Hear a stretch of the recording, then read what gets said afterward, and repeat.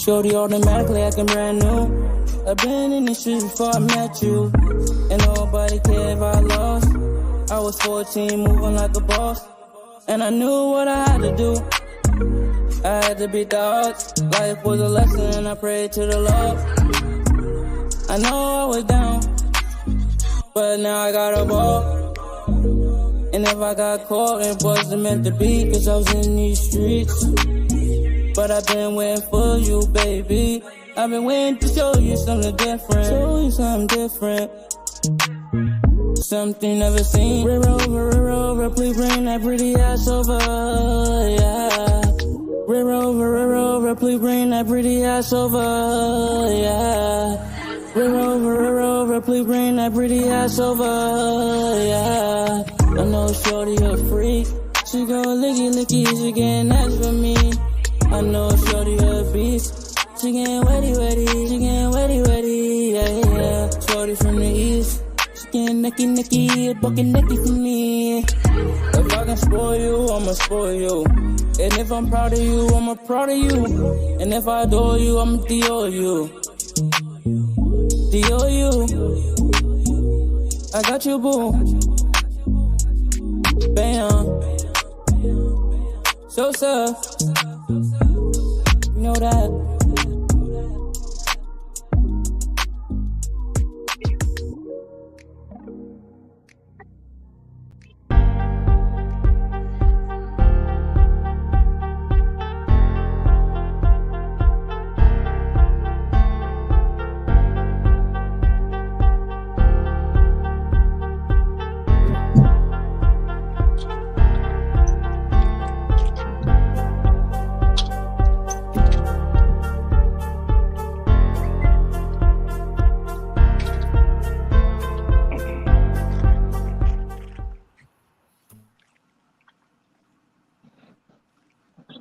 What it do? What's good, y'all? Yo, what's going on? What's good, Rob? What's up, baby? How y'all doing? How you doing, fam? Good, man. Hey, y'all already know the drill. Turn your phone sideways so we can get the wide view, and let's get this conversation started. Rob, where you at? Outside chilling on the patio? Yeah, man. Yeah, man. It's nice out here, bro. Fresh and squeezed lemonade. Yes, sir. Nia, what's good with you? I'm great. How you guys doing? Good, man. Checking the temperature. D, you can hear us? Yeah, I can hear you. Just not getting no love on the widescreen. Oh, no, you good. You good, then. Hey, everybody, go ahead and welcome Marvis to the conversation, man. Marvis, you ready to join in, man? These be some hot topics we talking about. Hey, let's go. Let's do it. Hey, what's going on, Marvis? Welcome, brother. All right. Welcome. Appreciate All right, cool. So look, check this out. The first topic that we got coming up, right? It came from, well, let me just start the show like this. Welcome to the People's Campaign. I'm MrTKO. I got Niet Ridgeway, Robert Slater, D_awesome1, and Marvis to the conversation, man. So, hey, welcome everybody to the venue. Red carpet effect. Look, TMAX, right? You can email us, you can find us, you can reach out, but we are all going to be in your city near you very soon because content creators, we got shows popping up all around. We got Boss Talk with Miss Niet Ridgeway on Sundays at 5:45 p.m. Eastern Standard Time. We also got the Mr. Conversation with D_awesome1 popping off right behind it. Rob, they got a double back-to-back on Sunday that they can tap into, get those deep conversations. Niet always bringing the excitement, laughter, plus the pain, right? D done joined the network and in the fold, and he's been bringing nothing but personality to each and every last show.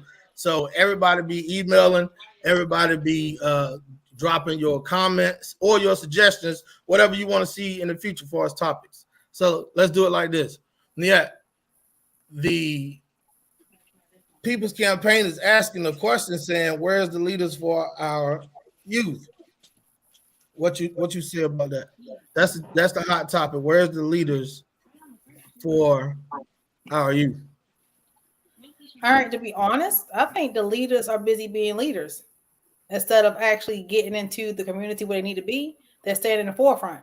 Nobody's Okay. like reaching back and having those conversations that they need to have with people. So that's where they are. They're like holding the fort down, but not checking on the soldiers. That's what's going on with the leadership. So there are people out here, great people, where you can actually look and see what they've done and copy it, and actually still be successful, but you really don't know the mindset of how they got there. So that's definitely the missing information. So it's not like a cookie cutter thing. It's not everything's not going to work for everybody, but there are a lot of successful people that then paved the way. They didn't pave the way. They didn't already opened the doors. They didn't kick them down, knocked out the windows. But the problem is the people that's following, they're not as equipped as they are. Because they didn't say, okay, you can get here, but this is not the mindset. This is not the resources. Like they didn't share their tools with them. They didn't, give me the tools. Okay. So, Robert, to follow up behind what she just said, what's your thoughts on where's the leadership for our youth out here right now? Man, I'm looking at them. We right here.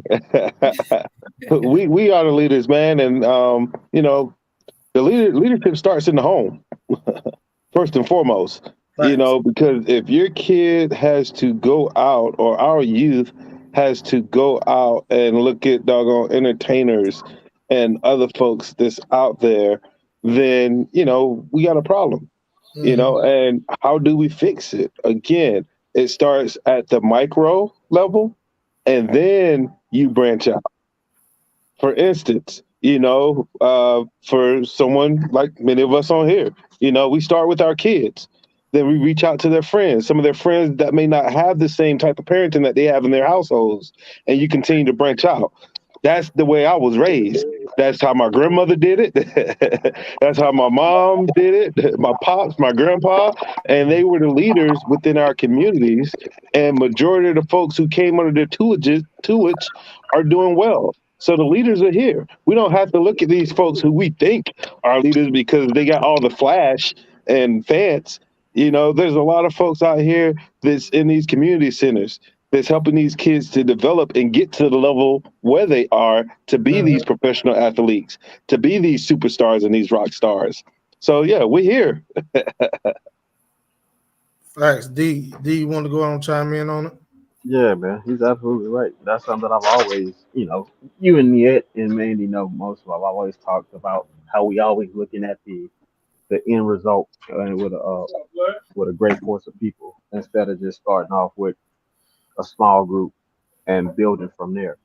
We're not focusing on proper structure anymore. We're focused on the big blowout. We want that instant reward. We want that instant notification. We want it all, but sometimes it has to be that preparation for sacrifice to be the one to go down with the ship, so the other ones behind you can know how to sail properly. Right. Welcome, Mandy, to the conversation. Jumping in right on time, Bo.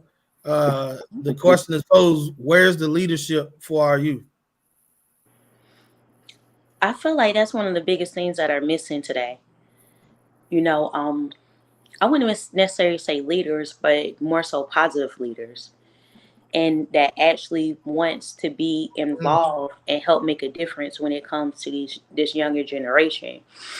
And it's crazy. This is the topic because I actually just had this conversation just this morning. And I feel like one of the big things that can really make a difference and help bring that back is community.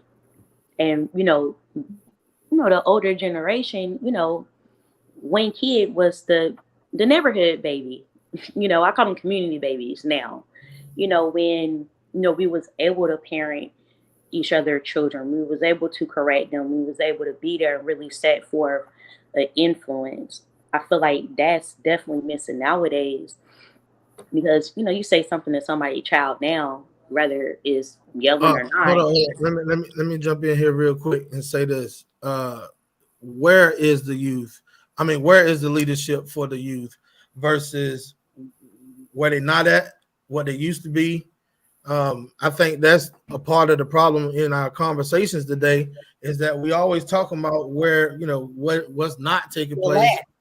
Yeah, the lack of. Let's talk about how to get it and where is it? Where can we grow it? Who can we tap into to leverage it out? Who got it in the building? Welcome, brother. How we doing? Right. What's going on? Good, man. Welcome to the conversation. But I just think that a lot of times that is the problem, that we always talk about, the things that used to be or what's not going on. Where's the youth? Where's the leadership today? And what does it look like? Because, Mandy, you made a good point right then when you said, or who was it that said the positive of it versus thinking about all of where it should be. Like that's the main thing I want to touch on. You know what I'm saying? We know where it should be. How do we get to it today?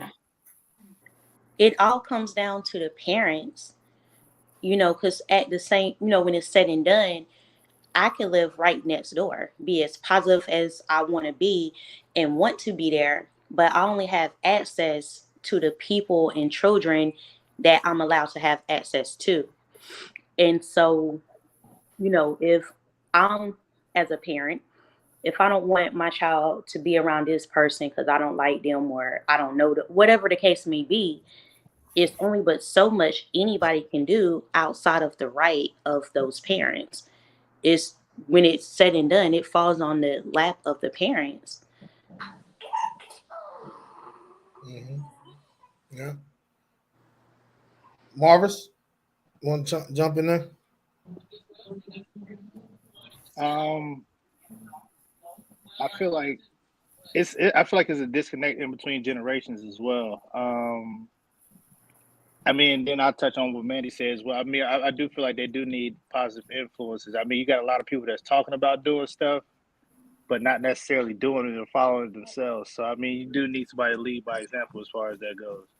Okay. Well, look, I'm glad you brought up the topic. The thumbnail, what you just said right there, brought up the thumbnail. So I want y'all to take a second to overlook this thumbnail, man, and make sure y'all blow it up so you can read it. Like it says things like guidance, teach us, better results, learn, formula, facts, mentorship, same old song, because somebody just said it was a disconnect. That is one of the main things that I see that's going on right now that's blocking these generations from connecting, man. It's something that got to be said about it. So how you pronounce that, man? Tashane? Yes, sir. Yeah, man. Hey, jump in there. Where's the leadership for our youth today? When it comes to leadership for our youth, I feel like, I'm gonna go ahead and welcome myself. My name is Tashim Lewis. I'm from Myrtle Beach, South Carolina.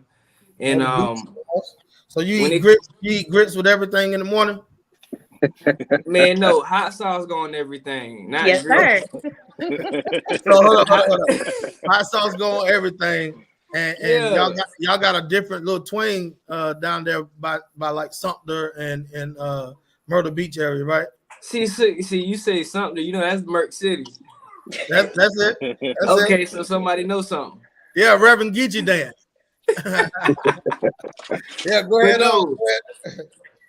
When it comes to leadership from our youth, I feel like with me being 27 years old and being part of the millennial group, I feel like how we grew up, it was more so of we were actually right beside our parents when it comes to having those hard conversations or going out there in the community and doing what we could. And my grandfather, which was an ISS teacher, he was already a good face when it comes to youthful encouragement. But when it came to how he actually showed his leadership through his action, that was where it was actually shown. Because a lot of kids, they can hear about what it is that they can do, but if they're not shown the opportunities or the options, then they really won't even be able to take hold of them. So that's why us as showing them the way has to be taken through the actions. Because we can talk about it all day, but if we talk about it and we don't show them,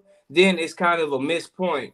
And right now with like how the social media is and everybody, they're wanting to see the actions behind everything that you're talking about. So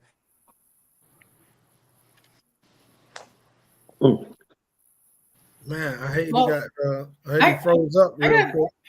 I got a question too. 'Cause we talk about the leadership. There are so many programs out here for our children that are underutilized. Yep. There are mentors lining up to mentor your children, but people are not showing up. So is it that they don't know the value of it, like the worth, or they just living in the now, not the future? Like I understand we need to pay attention to our now because we gotta live in our present, but we should be preparing for the launch off, preparing But for there's when no they hype in out that. here to the world. But There's no that's hype in that. and There's no that's hype part in of that. There's What no you say? hype in preparation. There's no hype in preparation. There's no hype. No, there's no hype in preventive methods.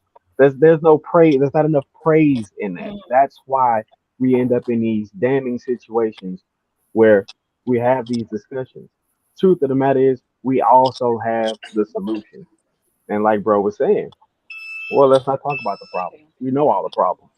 Let's really point out the solution. Solutions is there are mentor programs that are underutilized. Mhm. Also, me and you have both come on here on these platforms and say, hey, reach out to us. We got some information you can share. You can get started for free, no money, no promises. You ain't got to go Right, buy no right, Google tea or no break no chicken legs. All you got to do is click the link, follow the instructions, and start your process at your Yeah. own pace. But right. again, that's no hype in that. So we have to do a lot of deconstruction Mm-hmm. before we go ahead and get to the reconstruction.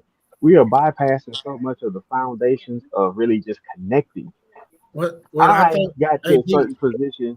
I hold on real quick. I got yeah, to a certain position because I had my older cousins to guide me, right? But then when I got into their position, I didn't really have that time to spend with my younger cousins because I was way in New Mexico. They back in Texas, and you know that was part of the disconnect. So we got to talk about a lot of the transformations of times too that allowed that to take place as well. yeah. But if I could jump in there, I want to say this. As we was talking about building these panels and getting these shows out because of the five fatal funnels, we wanted to make sure that we touch on all of those areas. And I think we're doing a great job. Niat over there with social, and a lot of people got the mental with D. And here on Tuesdays, we're gonna impact the economy of our group and control, right? Because hey, let me ask y'all a question. Niat, your economy can look totally different from Marvin's economy, couldn't it? So Yes. when somebody asks you or tell you that the economy is doing bad, I think that's selective, and it could be different for everybody in every season. So these are the conversations that we're gonna have on Tuesdays because the People's Campaign with the Winner Circle. If y'all don't understand, last week we dubbed the chat room. Everybody that be watching on Facebook, YouTube, this chat room on Tuesday night is called the Winner Circle. And to get to the Winner Circle, you must know someone who's already in the Winner Circle, right? So it's a few of us that's on this panel right here tonight that we had already made it there. I can shout them out. Miette in the Winner Circle, Mandy, Winner Circle, Roberts in the Winner Circle, and D just recently made it to the Winner Circle. So, Marvis, Ty Shane, welcome to the conversation.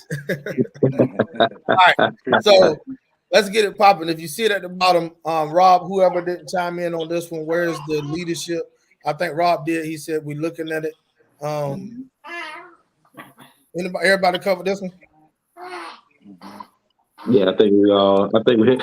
But I want to just add one thing too. Also, when we ask where the leadership at for our youth, too, as leaders, we have to also have big picture thinking and understand that we have to meet them where they are.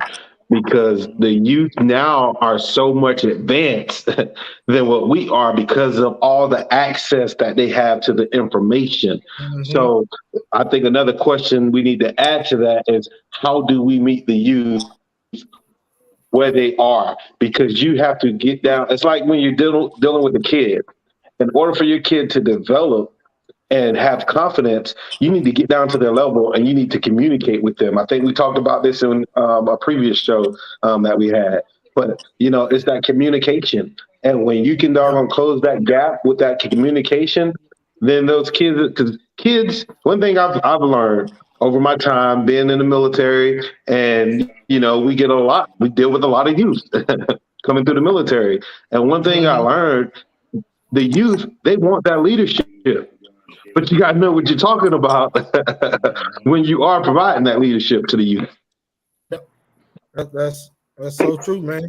You got to know what you're talking about, and you got to be able to show and prove, lead by example. So, exactly. With that one, go ahead, man. I'm sorry. No, go ahead. With that positioning, a lot of people got to go back and start relearning. Like, even though you've made it thus far, does not mean that you don't need to go back and take some of those courses over, because a lot of the stuff is advancing. So when these younger people are coming up to you and they having all this information, you do need to say, let me do my due diligence and do some research. And that's how you're moving forward. You can't just keep going with old information. Yeah, but guess what though, everybody be researching so much that they take up so much time, and their research leads into procrastination. Like this is the thing. It's not everything that you become good at, you must study. And study, that means you must do. So you're not supposed to be researching everything in the world. You need to research what's going to help you progress. All right, so let me add this right there to what you just said. Researching to some people means get the results. Research to other people may mean look up, study, and rehash until I get it down perfect. And that's why some people never actually leap off the ledge, because they're waiting to be perfect to go. Think about practitioners. What do? They're already practicing. They're practicing while they're studying. So you don't, when you're studying, you are studying, but you're studying for a purpose to activate, to put activity to it. You're not just reading a book, because if you read it and you never apply it, you never learned it. Like, what's the point of it? You're holding information. What's you holding the information for? So anything that I learn to know that I'm good at it, I teach it. That's the best way. Yeah. Like, how do I know if I learn something, I'm unable to teach it? So I teach it by doing. So, question: in the age of information now, we're in the information age. I feel like there's also a lot of misinformation as well. Kind of piggyback off what y'all said. So, how do you fight that disconnect? Like, where I feel like people want to know. They You gotta do it. That's the only way you're gonna find out. Yeah, you gotta do it, but where do they start? That might be the bigger. Well, that's a good question. Where do they start? Because it's leading us right into the next topic, or the next question too on the same topic is school teach everything to our kids, but the main things it takes to get ahead financially. Why is that? Marvis, I throw that right back on you, because you saying where to start. I think they already starting them in school. You see what I'm saying? They got more control over our youth than we do from the jump, from the hospital to the school. You see what I'm saying? From the time they born, they got more control over your kids than you do. Of course, I mean that's the way the system's set up as far as that goes. Exactly. I mean, it's structured that way since the beginning. Well, before the Willie Lynch letter, I mean, I'm pretty sure most of y'all know about that. But as far as that goes, I'm trying to tread lightly, but like, did you say tread lightly? Yeah, because look, man, come on, this is the conversation. Let it out, brother.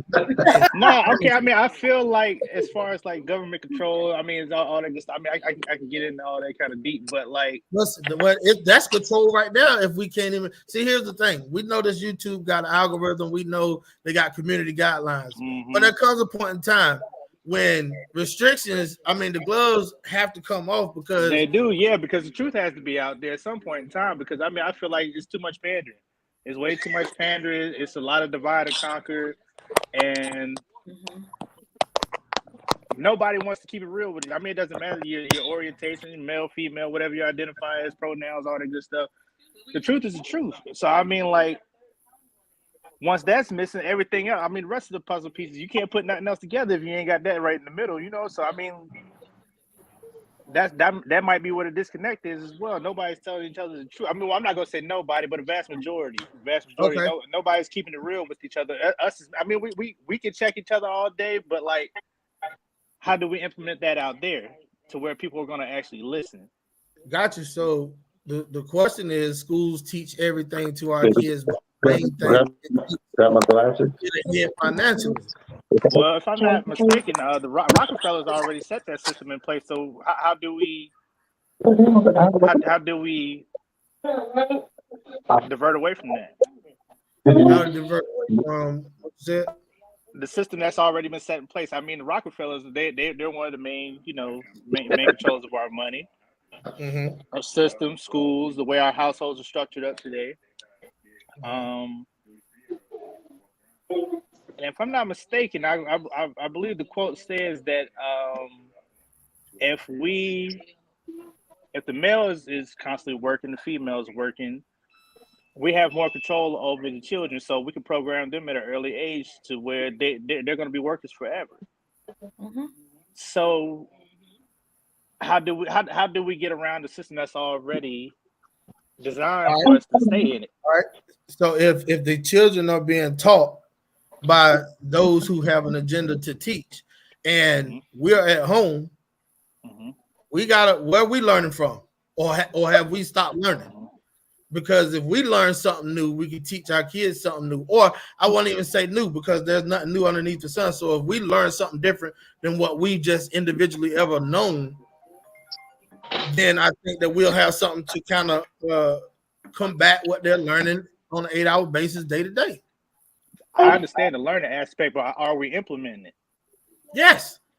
That's why we're here. That's why the conversation is being had, because we got results.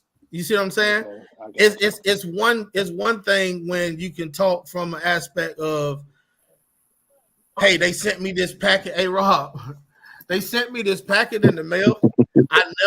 I've never talked to an individual or a person directly, but they sent me a big old package, and I learned everything in there. I watched every video, and now I'm out here talking about something that comes straight out of a book and don't really see the people that's living the results that's being taught. Gotcha. So when we're saying that ain't happening, everybody, I love the old phrase. I forget what organization use it, but it says something like, to be one, ask one, or to know one, show one, or something like that. I don't know who said that, but each one, teach one. You know who said it. Yeah. That's a good one, right?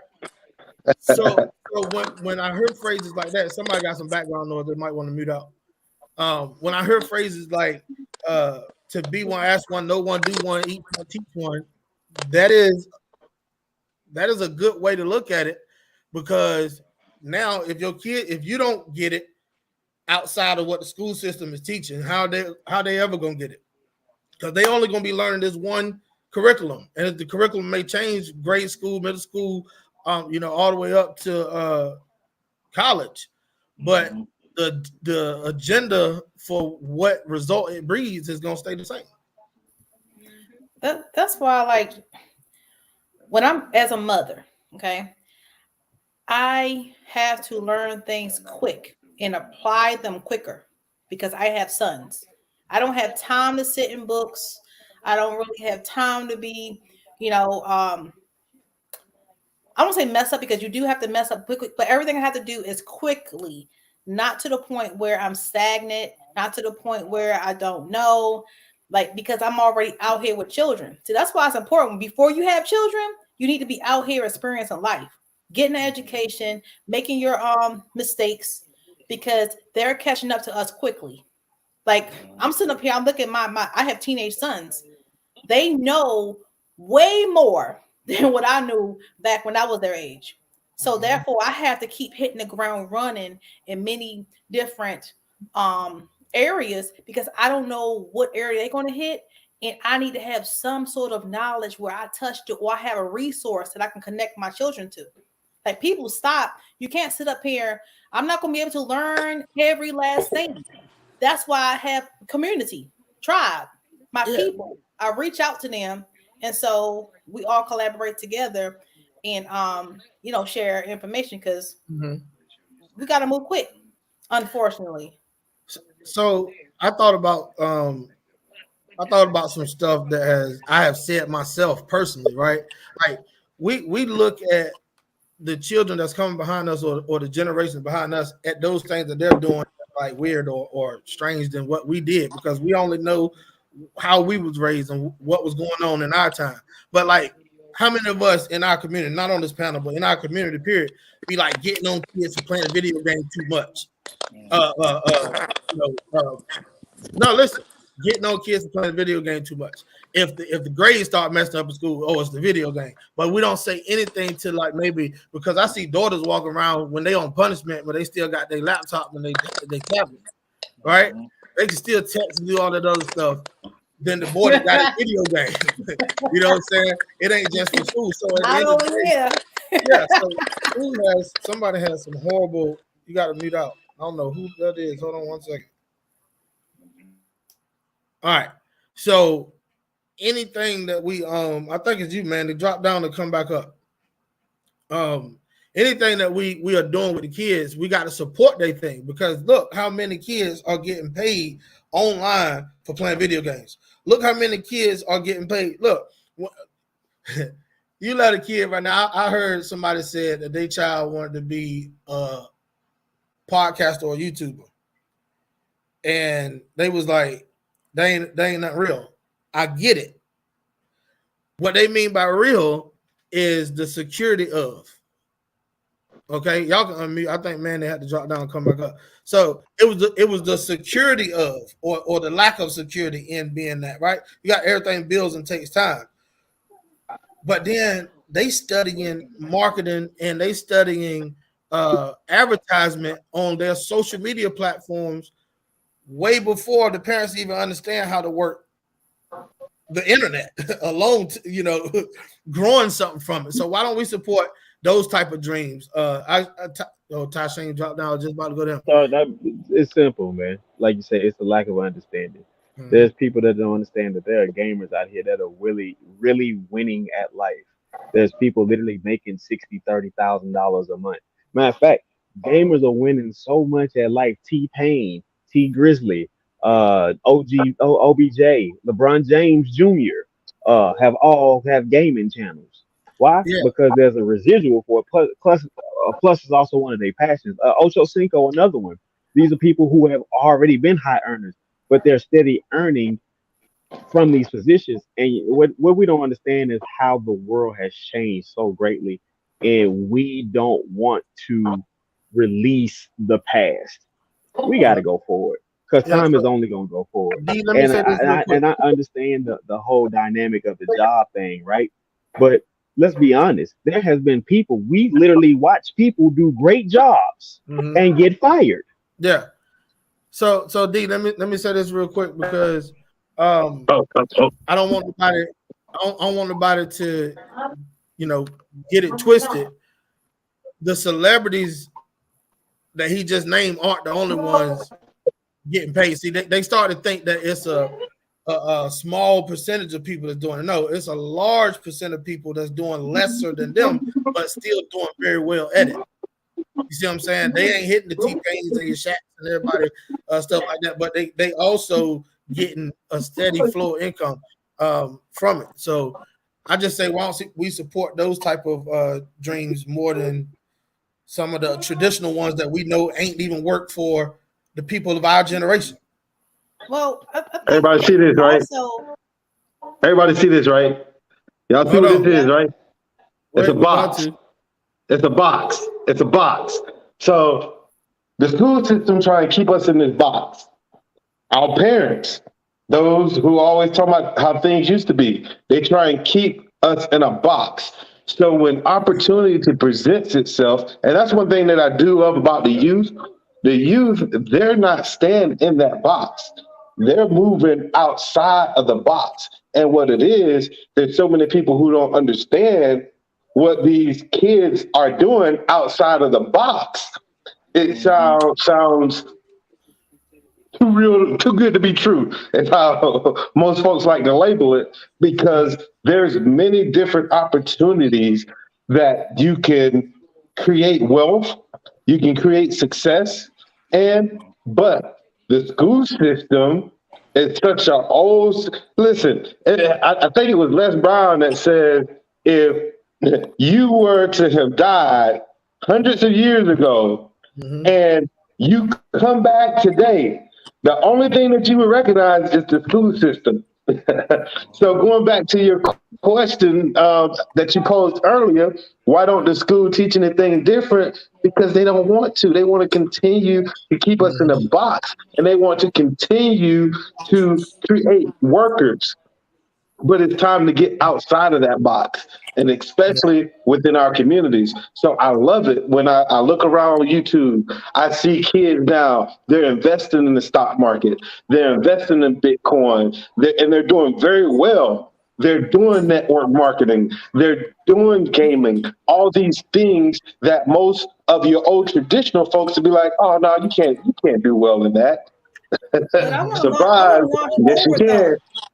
I want to launch forward though. If we look at what they're doing now, we give them so much control, right? You put them in a position as we have as adults.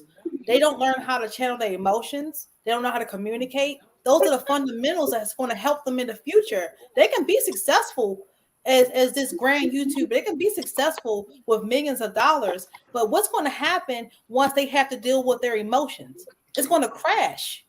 If they don't know how to deal with that now, so some of those fundamentals still need to be in place. So I wouldn't suggest taking everything completely away and just say, you know what, go here and dream big, because you know what happens with a lot of wealth, it can corrupt you. Like you give someone so much power. Here, hold on. Let's stop right here. I disagree with that. Money. Hold on. Wait a minute. We got. Listen. No, Robert, I'm gonna let you jump in. But I gotta say this. Why is it when we start to talk about money, finance, or anything else, that all the scary things about it, or the dark things about it, is taught in conversation? We've been taught out of fear. We gotta be real. Hold on. See, all those reactions I'm getting right now is spot on the moment. I want you to think about what I'm saying.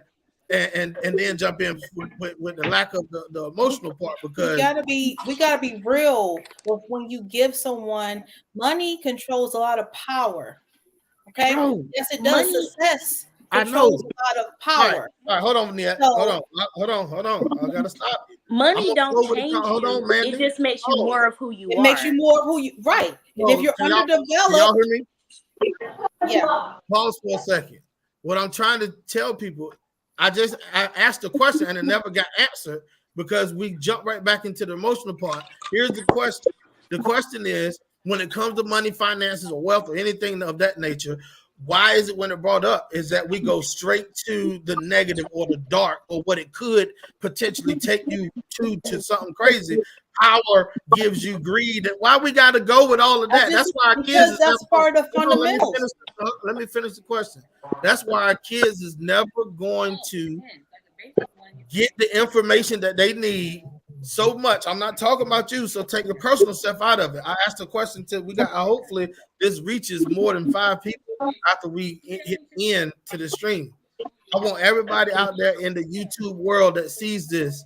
The question is, why is it that when we talk about money, finances, even power, let's go with power, it always got to go to the negative? That's what we fighting though. We're not fighting the hey you boy come here no more. We're not fighting that no more. We ain't been in that fight in a long time. We've been in the fight of unqualified, denied, pay more because you got less, right? We've been into that. We're in the. I'm gonna be real with you.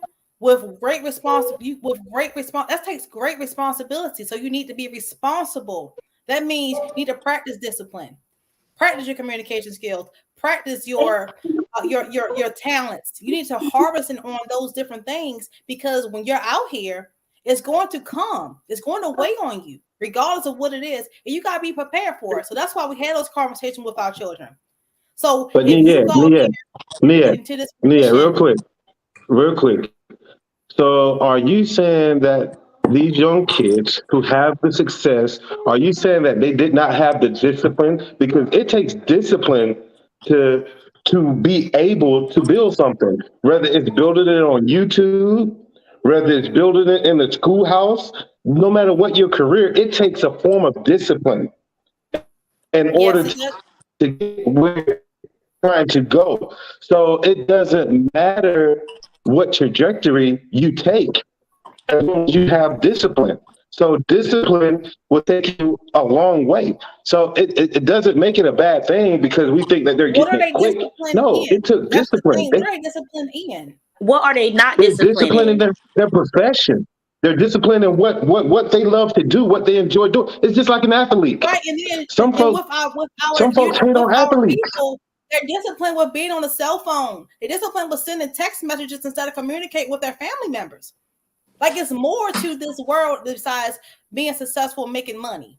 That's one thing So I would say. It's that good to is a it's good to position be that it's good to be out that is there. a position that does happen, but it's very slim. All There's right. actually people that are very interactive with one another. But back to your question, bro, we've talked about this, and I said it before, and I stand firm on it with both legs and all 215 pounds of me because I'm down 25 of them. Uh, yeah, it's the phobia of Congratulations. success. Rather you're in it or you observing somebody that you believe you're supposed to be. It's the phobia of success. That's all it really comes down to. Because this is how we get to this part of, well, this person might be missing that. This person, we all missing something Mm-hmm. at the end of the day. And we're not gonna have the perfect solution. R. Kelly couldn't freaking read. But you gonna tell me he didn't have the discipline to be in the studio and make hits for 30 years? Yeah. No, no. He had plenty of money, but he had been doing what he'd been doing. So we can't say that's one person out of everybody else. We're not gonna blame Tank for that, are we?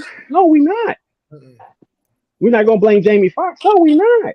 So we gotta stop that. And like he said, I always put this out there. We highlight so much BS that we don't get to see the absolute opposite of it because we don't highlight it. We don't praise it enough. It doesn't deserve, it doesn't garner what it deserves. Success breeds success, and Mhm. everybody's route is different. So, yes, somebody may not be disciplined enough in having an authoritative tone when they should be if they're in the leader position, but Mhm. not all leaders lead the same way. Yeah. Right. Not So all leaders D, know let that me they're ask you a leaders question. either. D, And let me ask you a question. With the with the curriculum that they teach in school, give me a subject that they could throw away and then give me something that they could replace it with. The better our kids for their financial freedom. and when it comes to different subjects, I wouldn't say You about to answer that, Tashay? yeah. Okay, Because give me a subject that they can throw out, and then give me something that they should replace it with to better our children's financial IQ. when it comes to mathematics, I'm good on the pre-calculus on I see the you back there, PBM. Go ahead, man. I'm good. Can y'all hear me? Yeah, I can. I Oh was yeah, telling but I'm somebody saying I was I'm back good there. on the algebra, pre-calculus, and all these different forms. But if they can actually tell us about the different ways that they can actually use these different, I have a daughter, Oh, you and good, brother? if we can actually find ways to actually leverage this money that we're actually making, I think we'll be a lot more beneficial to being able to make better students or better people that out here when it comes to financing and managing money.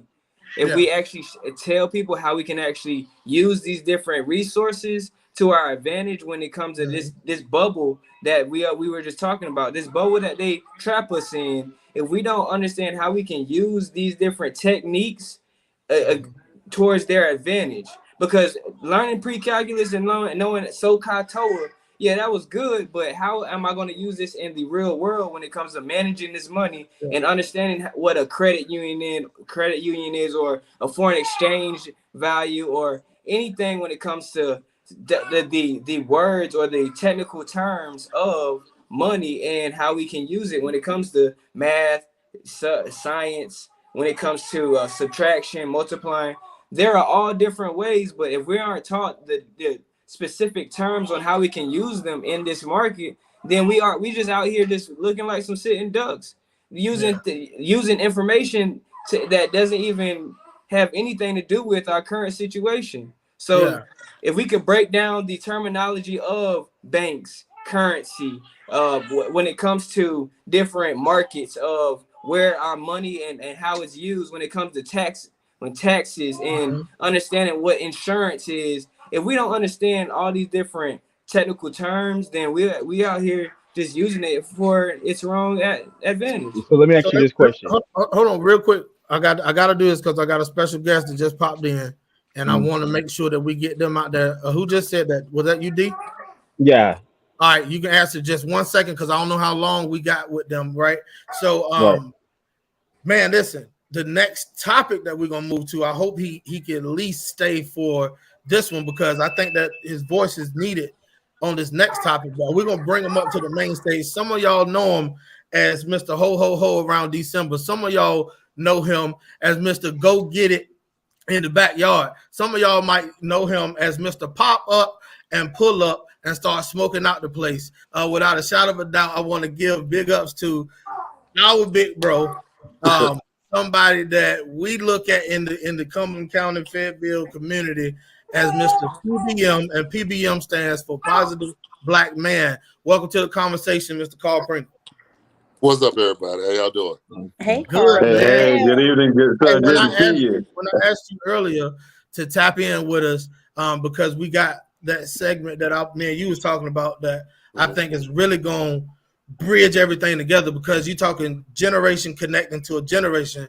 It's almost like that song, my knee bone connected to my hip bone connected to my thigh bone, right? Heart. Because I think if we connect the generations, that's when we're going to be able to start to really see a better change out here. Tashin, give me 1 second, man. Cut your camera on. How old are you? I'm 27. Okay. Marvis, how old are you? 31. Mandy? 35. Niet? 38. D? 95. As always, right? It's a remix, man. D? No, 41, bro. 41. Rob? 46. I'm 44. And Carl? 57. All right, so we just went from 26 all the way to 57, right? And it's variations of ages that's in there. I think we're going to get Carl on this one because, Carl, just to get you caught up to speed, we talked about where's the leadership for our youth, right? And then we also mentioned that schools teach everything to our kids, but the main thing that's going to help them be successfully financially in life, in real life. What say you? The basics begin at home. Somebody just said that. Who was Rob? Yeah. And Mandy. And Mandy, yep. Go ahead, Carl. You know, with me volunteering at school all the time, I see these kids and they're like sponges. They're open to whatever's put in front of them. Mm-hmm. But the days with them has started out rough because a lot of times when parents are dropping the kids off, what they say, Herb, get your ass out and go to school. Yeah. Get school with attitude. He's already going in with a bad attitude. Mm-hmm. So the lesson, he ain't catching the lessons. So my thing is just being more involved with our kids, dealing with our kids, talking to our kids, listening to our kids. Mm-hmm. So, Carl, you do, and I put you up in the host spot in the host block. So, no, I put you there for a reason, man, because that's just one of the things that I think we got to start back doing in our community is showing homage to people. Not only for those just because of age, because I want to tell you this, age don't mean that you got the wisdom and knowledge. I'll just tell you that right now. I learned some stuff at 40 that I thought I should have been known, and it humbled me back to say, wow, like You 40 and just learning this stuff. You see what I'm saying? And it ain't many of us that's in the age bracket that can say they actually learned that because it wasn't taught in schools, right? And most of it ain't talked about at dinner tables. So, Carl, I put you there. Let me ask you this question. When you wanted to start those campaigns that you do, right? You got the Cover Me campaign that you do downtown Fayetteville. Right. Mandy or somebody need to mute out. I think it's Mandy. It's like a big feedback. I want to get Carl. I want to hear him clear. So tell us about your campaigns. I don't want to run them down for you. I know you got the Cover Me campaign. Talk about that real quick. And then the other feed the community. Talk about that. All right. The Cover Me campaign was something I did to help another young man out. His thing was he collected blankets every year. Well, I wanted to add a little more shock to it. Everybody's always telling me they got my back, so I wanted to take it to the extreme. And during a cold month, during the cold time in December, I go downtown, shorts and t-shirt, I collect blankets. And I ask my friends to bring me blankets to cover me that I can later pass on to somebody else. I just wanted to be a little extra with it. And at the end of the night, you end up having a good amount of support come through. Not only blankets, man. I've came down. I know T. Williams Jr. We came down there and helped out a couple of times and brought stuff down. I see people bringing, bundles of socks and scarves and a whole bunch of things. And Carl, that's one of the things I think in our community that's really lacking is the support. When you say, I'm doing this, we don't just automatically start questioning it. We don't automatically start, man. It could be so much said about how we think. It's like soon as somebody says something, it's a question behind it. But somebody else can scribble on a piece of paper. If they don't look like us, we run it straight to the pharmacy to get something fulfilled, a prescription that we don't even know what's in it. But as soon as your brother say, I'm doing this, or your sister say, support me behind this, we fall by the wayside and go to question each other like everybody's a scammer. Come on, I'm about time. Everybody's a scammer, right? Yeah, but the thing about it is, bro, a lot of people have pimped the system. A lot of people. There ain't that many pimps in this world. Listen, let me tell you something. Listen, what I'm saying is, Carl, there are not that many pimps in this world to where everybody that brings something to your doorstep or you stumble across. Our people don't suffer because what they say, the lack of knowledge. No, they get the knowledge and then suffer for the lack of what somebody said earlier, implementation, like when they actually go and do it. Mm-hmm. Yeah, I agree. They know what it is. They know what to do. It's just that we don't have the patience, discipline, and some of us don't. A small, a large percentage, but it's very small when it comes down to the knowledge of what to do to reshape the community. We know if you got snitches in there, they don't need to be there, but they crucify Charleston White for trying to get the snitches out. I mean, not snitches, but gang violence and drugs and stuff out. Mm-hmm. We shame the people that's trying to do good or even dress nice. Young man, 26 up here on the camera, go walking down the average city block dressed in a suit, not upscale city, just average block. They're going to look at him funny. Yeah. But everything else is normal. I don't get it, man. Tell me what you think, Carl. Yeah, man. We got to learn to educate. Okay, I have a thing that I use sometimes. I tell people about. Most of you guys know about the Willie Lynch letter. Yes, sir. Okay. Willie Lynch said, I'm going to take the smallest of differences and separate people. People are still seeing those small differences and separating each other. Mm-hmm. Those things that we used then are still being used now. Facts. It's not, but the Willie Lynch letter isn't talked about. Mm-hmm. I have a thing I'm working on called the education of separation. Mm. How you look at where, okay, he said I'm going to separate the light skin from the dark skin in the house feeding. Look at your average restaurant. The average restaurant got a light skin hostess, the server gets darker, and the kitchen helper's even darker. Mm. It's still being separated. And that's in a lot of things. There's things as far as men and women. He wanted to separate the men and women. Well, look on the jobs. We're still being separated there. We separated, one of the things he said, we'll separate the ones from the mountains to the ones in the valley. Well, look at the people on Cliffdale compared to the Merc. They separate. we're still allowing ourselves to be separated still and not knowing how strong we can be by being together. That was one of the main points that we started the conversation, the disconnect. We got to bring it back together. And I don't like to shift the energy, like go to talking about the problem, because the TMAX network, the whole name to that is there to bring solutions and results, right? Oh, it's called the Minority Asset Exchange. So minority don't just mean in color either. It's the small percentage of people that's willing to do something, right?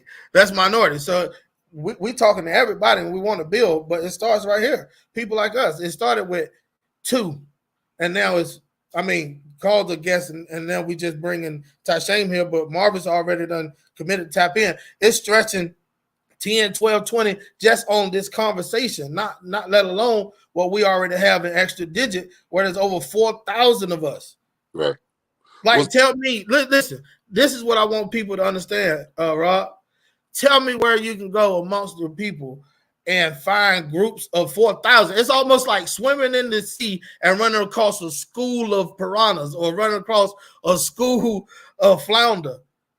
That's 4,000 individuals that's all talking and moving on the same beat of the drum, bro. Where can you find that at, man? I open it up. Just the panel. I open it up. We want to just bring down the tone for a second and bring a call in. But now let's go ahead and talk about where can you find that at? Because here's the next question, Robin. You can start us off. D say he has something to say, but I see he's busy right now. I was gonna let him, take us back off. You good? D, what was your point? No, my question was to Tasheem is like, we talk about school systems and the whole 9, but school systems at average is 9 months. And we're not being realistic when it comes to that. All right, see. We're not being realistic when it comes to that because, like I stated, everybody has their own pace or path on how they learn and do things. So we give these tool sets, we don't have a real structure on really making sure that the kids are advancing. School doesn't allow a child that has a competent mind to come and say, hey, I want to be a rocket scientist. And so there's nothing in place for a child to go into that school and start gaining that pathway until they get to college. But then you really lose focus on a lot of that stuff because you're worried about the debt. So on the lower level of the high school and the middle school, where is there going to be a timeline that is purposeful for children not to be pressed, but encouraging to give them that room to allow them that time, because at max, if possible, 7 to 8 days, possibly max. But realistically, they are left with 3 to 4 days, and one teacher has 20 to 30 some odd students in a case, right? Give you a little bit of background about myself. I used to be a personal trainer, a master personal trainer. So in order for me to hold a group class, I could legally hold 10 people. If I was going to have anything outside of a 10th person, I would have to say somebody is my assistant. And then it would be 10 people per assistant. Now, how is it that me as a personal trainer, physically working people out, which is a lot more simpler, giving that direction and showing those abilities, than it is for me to really target a child's mind in a place with 30, 29 personalities?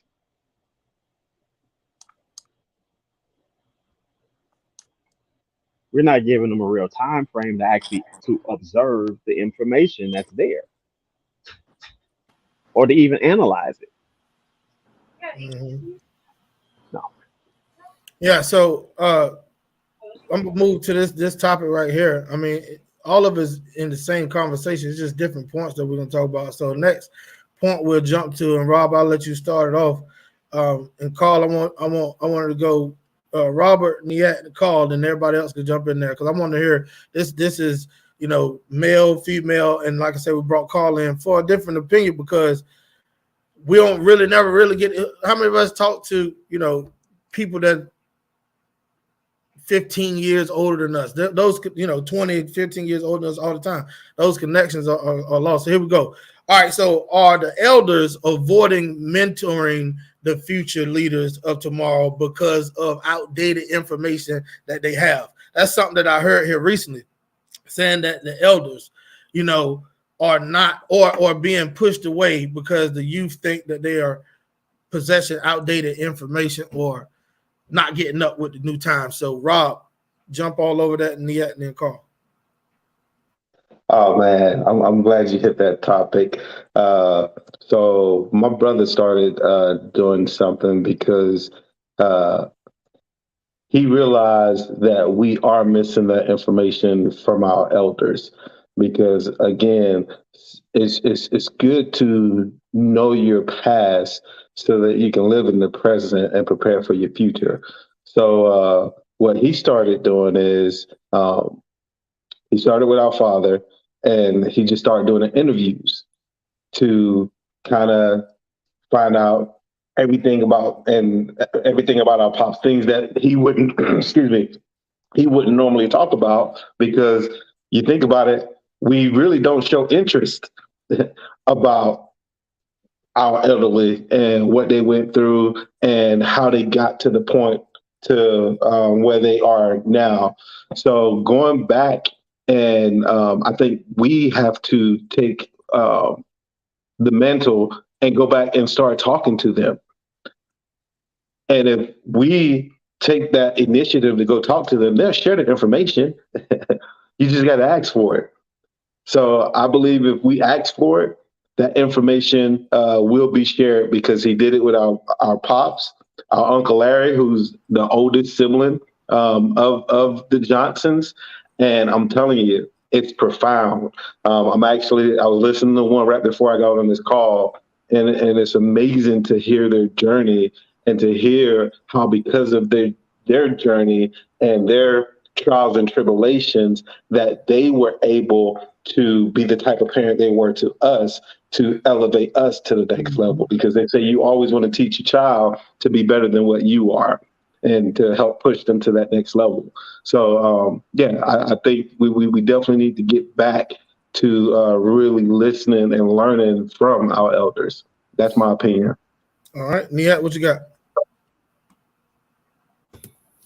See, I want to go back to having those fundamentals, as I was saying, like being able to communicate and deal with your emotions and have that social contact. I don't feel like that the elders are, not communicating because of outdated information. I think their information is very valuable, but people are not seeing the value of their fundamental information about what it's going to take, far as your mindset, your skill, to get to those dreams that you have. So it's not just go out here and keep climbing the top of these mountains. It's going to take work. And I think when they tell you the real deal of what it took to get to where they are, people don't see that and can't really relate to that, because you're getting it microwave style. So when they're talking like, I had to do this, I had to do that, even down to when they're showing you how they, when they did the math, they carried the one over.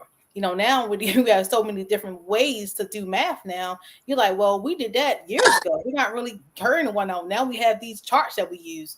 So the value of their information is really being having a dim light on. It's like you only want to hear their highlights of their life versus the everyday. So when you're talking to them about their everyday, I think people need to really ingest some of that, because it took their mindset, it took them that self-development that took years to develop, and just not throw it out the window.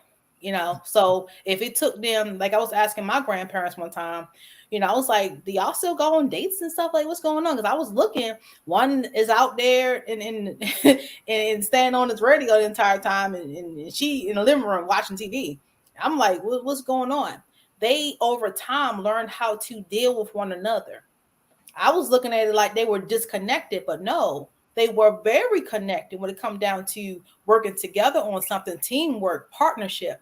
But me not understanding that, I was like, it looked like a disconnect until I had that conversation and saw how really connected they were. So when we have this conversation with our elders, don't just throw away the information, because it's like it's nothing new underneath of the sun. They just had a different approach, but it's very valuable, and just ingest it, and apply it to your life as needed. Facts. Carl, what you got? And then we'll go to Shane and Marvis and then Mandy. Well, for me, I mean, being an elder, I want to stay connected. I want to know what's going on. I want to listen, because even at my age, I'm still learning. I see things where I'm looking to learn so I can be there for my sons, my grandkids. So that's why I do what I do. I do the events to stay in people's faces. I want to be connected because I want to know what's going on. I want to be there to answer questions if I'm needed. So, and I mean, there's some dudes that's my age that are doing that. But the thing about we both, as young people, y'all gotta want to know. As older people, we have to want to get involved. We both gotta want it.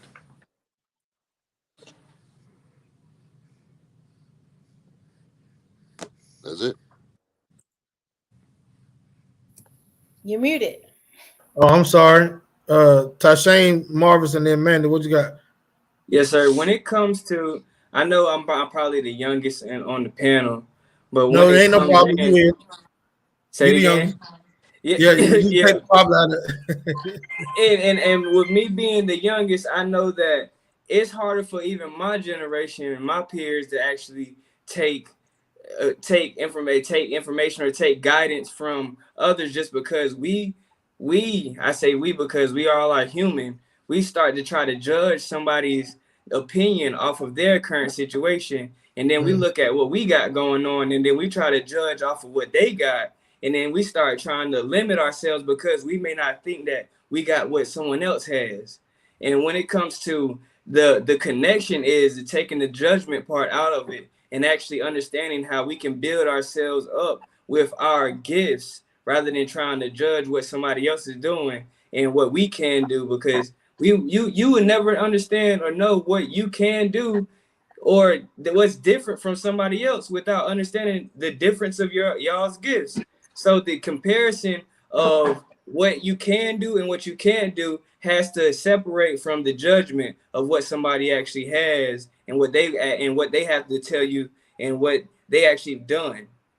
It's the judgment part. So when it comes to old heads that I've listened to, they've always been transparent when it comes to what they have to tell me, but they're always telling me that I'm telling you this because now you have an option, or you have a choice on either doing it my way and getting the result this way, or either doing it your way and getting the result that you want to see, rather than what I've already done.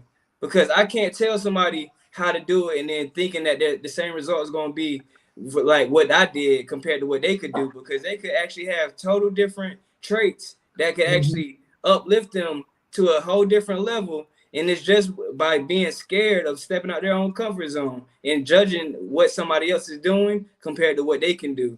The judgment part has to get thrown out the window.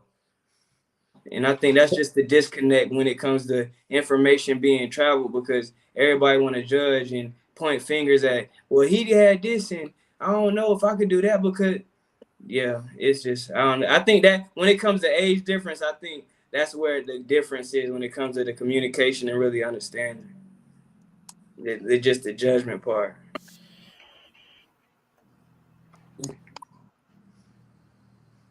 Yeah, Marvis, on you.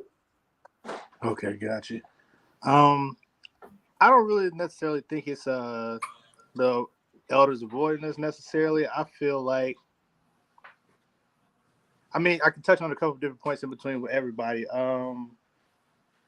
I feel like it does have to start at home with respecting the elders there. I mean, that's not being taught at home no more. I mean, ain't no way to sugarcoat that. To how to talk to elders. I mean, it has to be a certain level of respect. I can't talk to them like I'm talking to one of my peers, because I mean, that's just not how that works.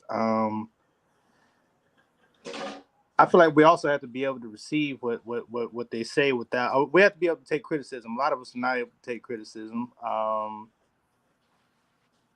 when the elders gonna leave tomorrow. Outdated. I really don't feel like to touch on how you pronounce your name, Nate.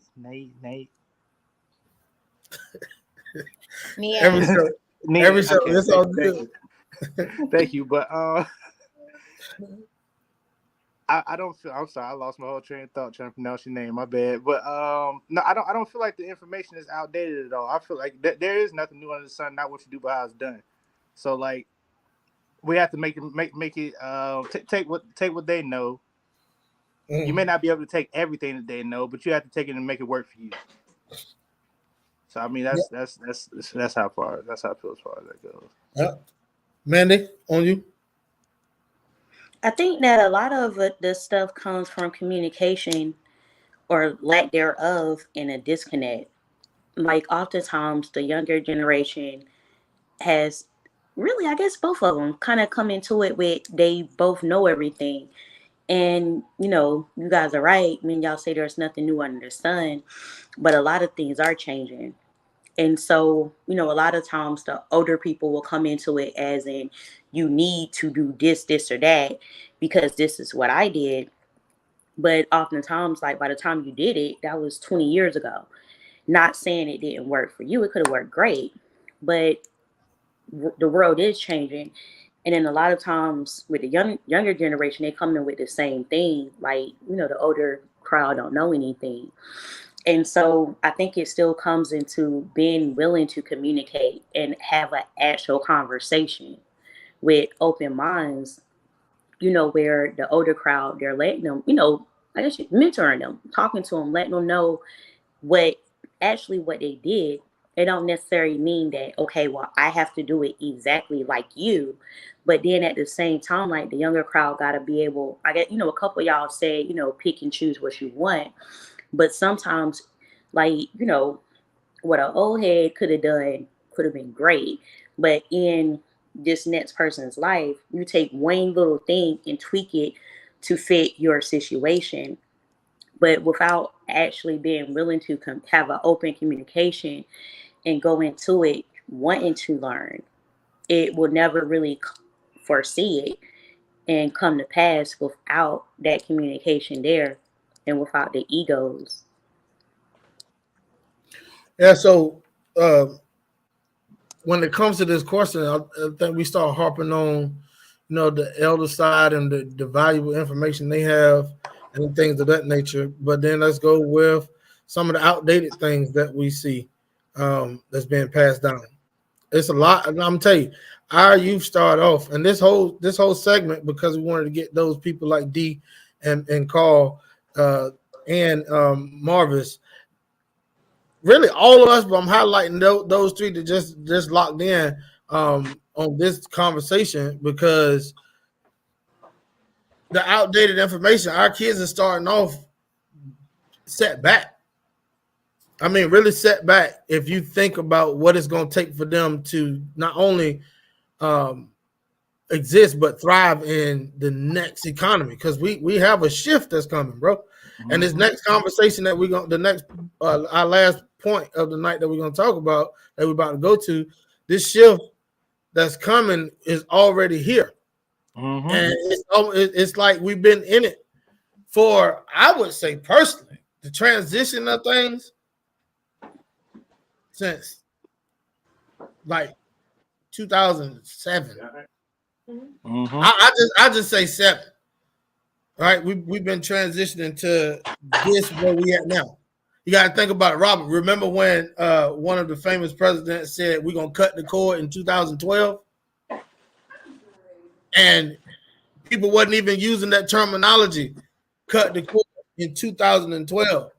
And we're not talking about, just that. It's every transition we see or go through, we've seen coming. We just turn the blind eye or deaf ear.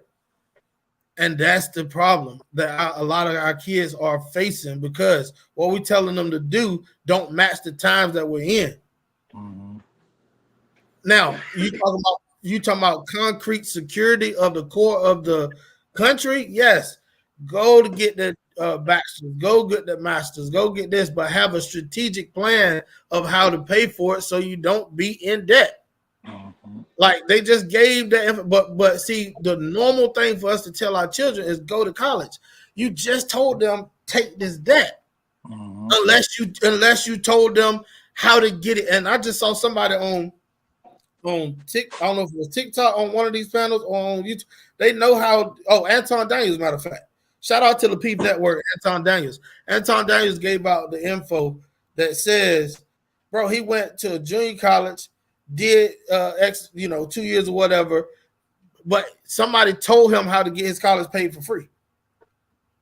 I'm talking about legit paid for free through grants and everything else, and he got his same college, right? And they was telling people how to do it to get it minimized all the way down to next to nothing versus people coming out of college at what, 23 or whatever, straight into a major debt on their shoulders with little amount of opportunity to pay for it moving forward for quite some time. They don't start out making 120, 130,000 straight starting out. You see what I'm saying? So by the time they go to paying it back, interest is going to accumulate. But we can get into all that. That's just a small portion of the outdated information. So I asked to the panel, anybody can take off with it. What are we doing with this outdated information or outdated path that we're sending our kids on?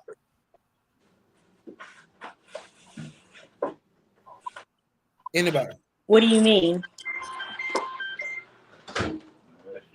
Say that again. I said, what Can do you you mean? elaborate? Yeah. Okay, so you need elaboration. So I'll tell you this. The best elaboration is for us to answer the question ourselves. So if you need elaboration, give me something that you think is outdated that's being passed to our children. The answer is always in the question.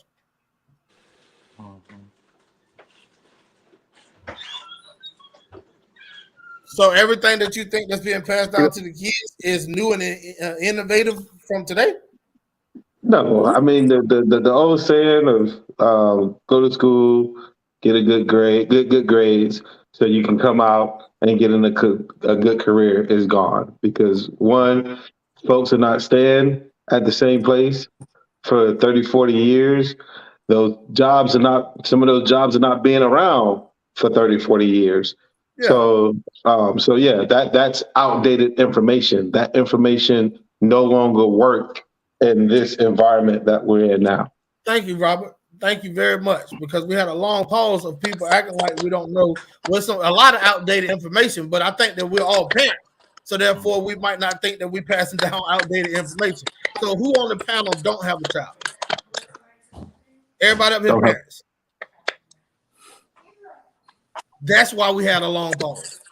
You had somebody up here single that didn't think that they were passing down outdated information. They can say a lot of things, especially single in 26. Single with no kids in 26.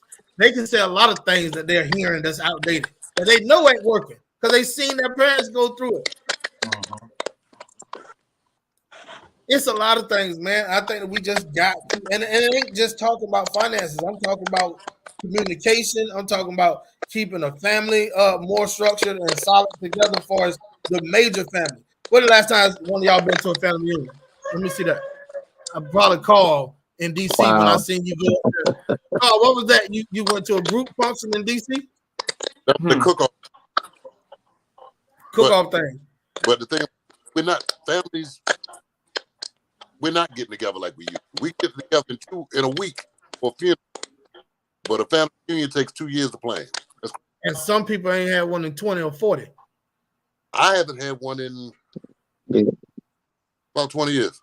So that was the main. And yet, what was the conversation like when we put this TMAX network thing together from the beginning? And I told you, I said there's something that we're gonna do. We can affect. I don't want to put the major scope of it, but tell them, was family unions involved? Definitely.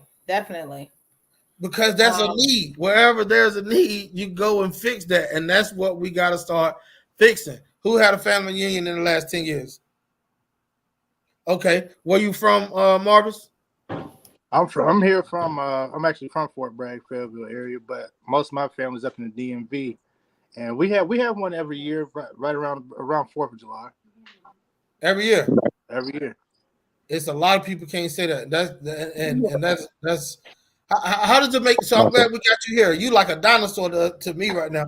So how does it make you feel coming out of that type of, whether it was a one day or a weekend thing? How did it make you feel seeing people getting introduced? I ain't had that feeling in about 40 years. Like I'm 44. It's been about they've been doing it a 35 lot years. more over maybe like the past 5 years or so. But before that, it would be like every 2 years, 2-3 years, something like that. But to see everybody now, I think the reality, it's sad to say, but the reality had to kick in after a couple funerals. That, you know, okay, yeah, we do need to go see each other a little bit more. Okay, yeah, man, we've been doing a great job. All right, yeah, we got to do it, but we got to at least put forth some kind of effort, some type of effort. Yeah, so and it can't all be on one or two people either. No, you're right. I mean, that's just a start. So outdated information. Robert stated his, and then go ahead, Rob. What you say? Oh, my bad. I was telling my daughter to bring me the charger. My phone about to die. Oh no, you good. So Robert hit this point with, you know, the outdated informational things. So what's some stuff that y'all think is passed down that we can? That's why I asked, you know, with the subjects in school, what's a subject that could be taken away and one that could be added? I think that's where we need to start, because if we can't get it into the curriculums in the public school system, then we can start doing it at the crib. It starts at home, right? Everybody, 3 or 4 people done said that tonight. Yeah, it definitely starts at home. What conversations are we having at the house? I talk to mine about everything. Hold on. I'm sorry. Who said this? I think it was Tasheen when he said actually doing it versus just having a conversation. Action. Right. And that's the problem right there, because we're not showing up to the city hall meetings, to the town hall meetings, to the school board education meetings. We're not. Because then that's why we have the situation of not knowing where the funding's going, why the curriculum is always the same, why we don't have no new textbooks, because we're not present. You're not present, they can do what they want to do. You don't show up, all right, you leave the same 5 people with the same 5 people interest for the last 15, 20 years, and you talk about, oh boy, y'all got that school book I had. It's the same color and everything. You don't view that as a problem? Facts. I mean, and that's a real thing that actually does take place, because we don't actively go get involved for whatever reason the reason may be. But we got to do better about that. At home is awesome, and I believe people do have to talk to their kids because they love their kids and want better for their kids. But there's a point where the implementation and application has to take place. Sometimes the application and the implementation have to be heavier than the discussion. I see you, Nia. Go ahead. I was just thinking about, when you talking about showing up for the schools and showing up for the city, we need more options to be able to do that. Like right now, we have social media platforms that they have a parade, everything is blasted all over TV. For those of us who cannot make to everyone, we should be able to make it to some. Like, we get a phone call, announcement, report cards coming home, but we don't get the announcement. It's like we gotta do our own research to be involved. I mean, I get that you need to be doing your own research, but it's harder to get involved when you got to do your own research when we still got life and taking care of our families to deal with. It actually isn't though. Like, I know where I'm at, they do emails once a week with updates, random updates that my children aren't even a part of. There's PTA in like every school. And so truthfully, I feel like that's just an excuse, because people make time for what they really want. You can always go up to the school. You can always make a phone call to the school and see what's needed, see when's the next meeting. There's so much stuff. Like with me personally, I don't play when it comes to my kids, because I know how important my role as a mother is. To me, nothing else is more important than that.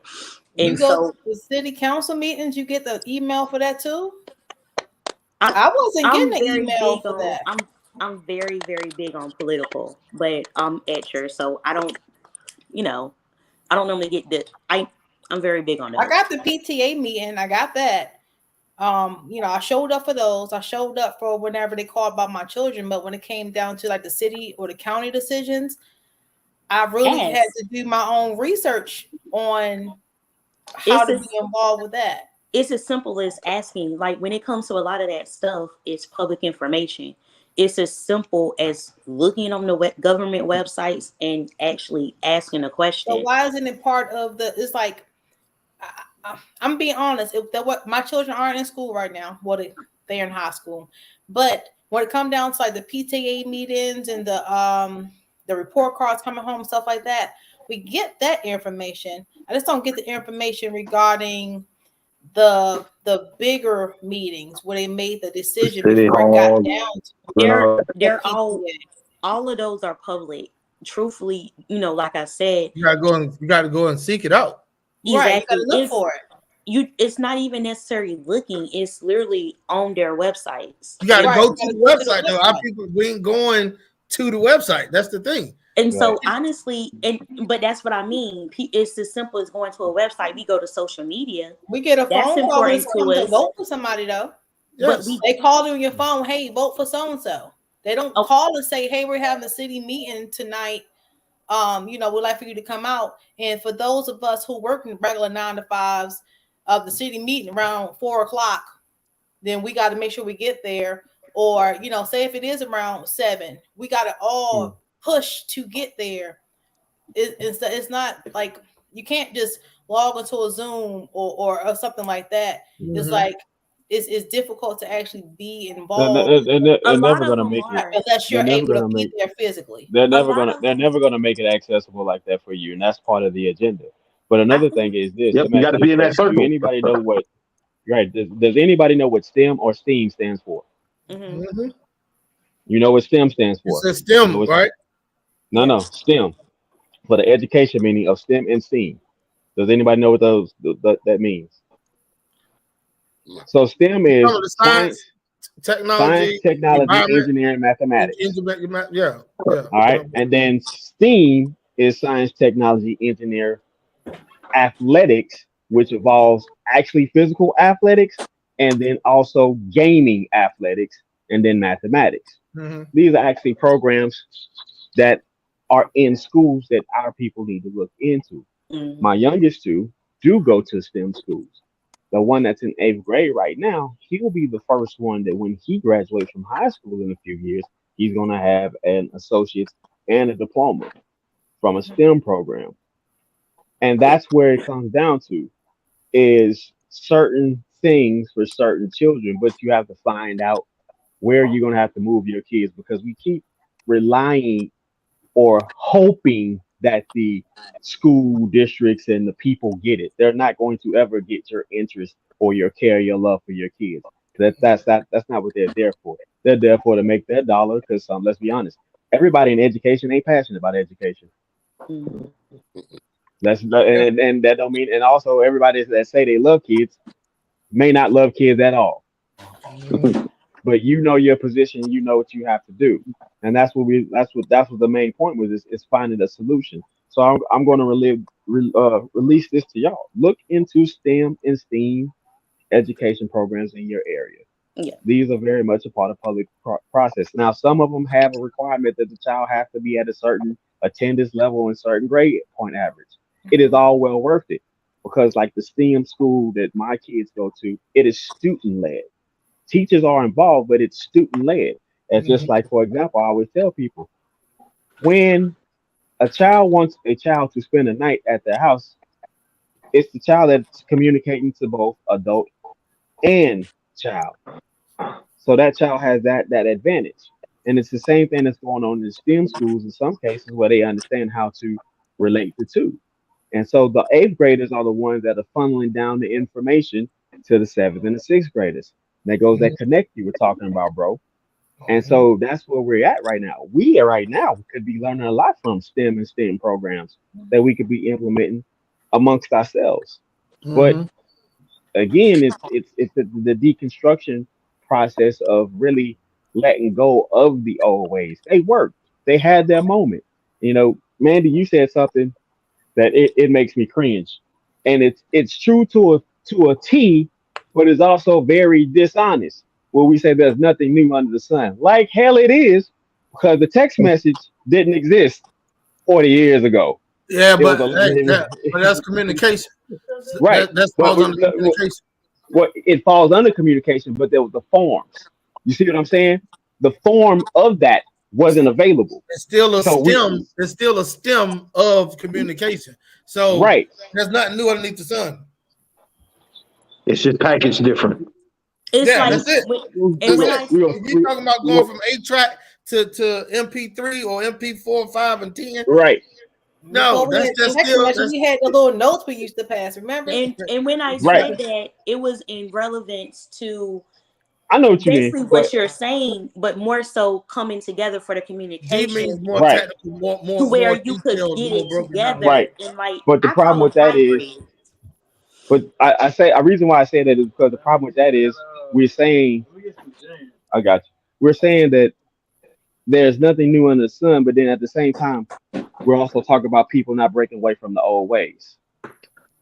I like Because Yeah, to that's, say yes, that that's it's Santa good. command, updated. I like to say that it's updated. You know, it's not new. It's just updated. You know, so that it's more. It's updated. It's new to us because of the Right. way it's contributed now. Yeah, I get it. I understand what you mean. The new aspect, we can pull the new out of it and say, yeah, it's new to us, or it was newly developed. Right when they say newly developed information or whatever, but it's still derived from the old form. So you wouldn't even be able to arrive to that new whatever it is if it wasn't for the old form. So D made a good statement when he said we're talking about two different things in the same conversation, which is true. And that's the reason why the disconnect in our community is hell bent on staying a disconnect, because I think the elders are hell bent on these young kids. Don't I tell this story all the time, bro? Rob, I think you was in the MRT training that Sergeant Major and them was giving, and they asked a question, and they posed the question. They said, "Why do you think the baby boomers and Generation X or whoever can't communicate and get along with the millennials and Z and all them?" Right? They asked that question, and they had somebody representing each group stand up and tell the reason why they don't think that their group communicates well or builds well with the other generations. And all it boiled down to was nobody wanted to listen, and everybody thought they knew every damn thing. Exactly. Like I'm The elders said you can't tell these young folks nothing. The young folks said the elders think they know every damn thing. So the sergeant major was laughing. He said, "This proves my point exactly." And then he asked, it was the baby boomers against the millennials, and then he asked a Gen X person, why did they think it was, since they fall in the middle, right? Because those people that like myself, born 78, we rocking with 80s and 90s and a lot of the 60s and 70s, because we was raised up on their culture, their music, their everything. So those 78, I would say 75 to 80, that little bunch right there, you got a whole bunch of stuff passed down to you that it was just around you. So when the elders can't think they know everything, according to the young folks, say the elders think they know everything, then the elders say you can't tell these young folks nothing. Where do y'all go and say bridging that gap? Because that's what D was mentioning. We having two conversations But in the same. that's what I was. That's like what I was like talking about earlier. Some of those fundamentals need to be in place. If you give someone too much too soon, they don't value it. Like that's too much for them. So that's why they don't think the older people know anything, because you didn't put them on this pedestal. Oh, I'm already making more than what you was making in your lifetime, sir. What can you teach me? It's disrespectful. That's what they say. That's why, and then it's like when they go and you talk to the younger people, boy, you still wet behind the ears. You don't know nothing. They talk. That's good right there. It's very, it's very disrespectful. So they need to be able to communicate and deal with their emotions. I feel like I'm valuable, right? So the older generation, they feel like they're valuable. So that's why they're talking down like what you need to do instead of saying, hey, I suggest that you do this. You need to do this. When they place that effort, it's like, I'm valuable. Listen to me. I have the wisdom that you need. But when the young people, they hear that, who are you talking to? You know, that's my take on it. I think it boils down to It's good. communication. And like I said earlier, like the egos, like I'm literally going through a situation right now where I was placed on a board filled with older people. There's one 50-year-old in their early 50s. Everybody else is 70 and 80s. I'm 35. Like, so by far, there's a humongous age gap. And so it's as simple as the stuff needs to be digitalized. They're still right now picking up cash and writing out invoices. And this is the battle I'm facing. Most of them, I got a couple on my side now. It's still tabled, but they don't want to change. They say they don't know how to, they don't want to go back to school and learn the digital. I said, ma'am, you don't have to. I'll take care of that for you. Then it's, oh, well, you want to change everything. No, ma'am, I don't want to change anything. I understand what this board is put here for. Like, it's not changing anything, it's making it better. I've had people want to sign up and join the association, but someone got to go meet them, drive, give them the paperwork to fill out, pick up the little $25. It's ridiculous. But something as simple as digitalizing where they could sign up online. And it's like, that's the thing. And like the battle is really just the lack of communication. I didn't even say get rid of that. I said hybrid, where we could really come together, because another thing is most of the current members are 70 and 80s also. But it's like, so they don't know how to do that. Well, Sound if like you a want to, hold of control. exactly. And the egos and like the fear of gaining something new. But my thing is you can still do that, but to help bring in some new people, which is what y'all wanted me here for, it needs to be digitalized. And it's like, that's literally a battle. So far, it's been 3 months on not that. And so I'm willing to listen and communicate. It's more so like that end. And so Well, my I got a thing question. is, I know I'm cutting you up. I got a question. Like, once you take away them being able to write out the invoices and make those trips, what's left for them to do? and that's my thing. And that's why I said hybrid, because these people are retired, 99% of them. Like, if that's what makes you happy, go do that. I have no problem with it. But to bring in the new blood, which y'all put me here for, this is what I need. And so, and it's like at the same time, I, not to disrespect how they always done it, but I told them, like, times have changed. And so that's where you got to really bridge the gap and be willing to meet in the middle. Yeah, And I've seen that same thing at jobs too, though. Like I've seen corporations, the CEO look down at the job and tell the GM and goes, "Hey, listen, we having a total makeover. Like we're gonna bring in a whole new management crew, or we're gonna bring in this whole new crew." All right, I'll give you the prime example, and hence the word prime. Deion Sanders going to Colorado, right? He's been put in a situation where they had what they won 1 game last year. It was 1 game, Colorado. They won 1 game last year. Something like that. So here's the thing: people fight change. You got those same players on the team that y'all whole team won 1 game last year, and Deion coming in. You better not fight anything that he's bringing. You better ask for all recommendations. You better take all commands coming from the top, because that's the problem. People that's in losing, gotta be careful. People that's in situations where they know it's not in their best interest to be in, but they going along with it because that's all they know. That's all they've been taught. They can clearly see. I can tell anybody this: if you're 40 years old, take the time when you was. I give you the 20. I won't even tell you 15, 16, 17, 18, 19 when you was working Papa John's, Gertrude's Grill. I ain't even gonna give you those years. From 20 to 40. You can take that span of 20 years and say to yourself, What if right now? Take a snapshot of your current day. What does it look like? Everything you've done in those 20 years got it to look like it is today. That's why a lot of people say, if I could do anything different, I wouldn't change nothing because everything made me who I am today. So snapshot your life from 20 to 40, and then at 40, let me see that picture. And if that picture don't look the way that you thought it would when you was 20, when you got 40, or if it don't look the same way that you hoped it would by the time you got 40, then we might not start to need to do something else from 40 to 80. I mean, from 40 to 60. That's the only thing I'm saying. What's your thoughts on that? I wanted to really bring that because a lot of people ain't. That's the conversation that's not talking. Hey D, this the missing conversation that we're having right now. My thing is, why I know missing, Mandy, because when it get quiet, that's when the Reverend said, when it get quiet, all minds are turning, and everybody wants to really be what they can say, be quick to listen and slow to speak on it. But that's what we need to have. The disconnect is coming from telling the truth, being accountable, raising your hand and saying, I need help. What my man said on that movie had the gold teeth. And I said, when I met him, he said, I need money.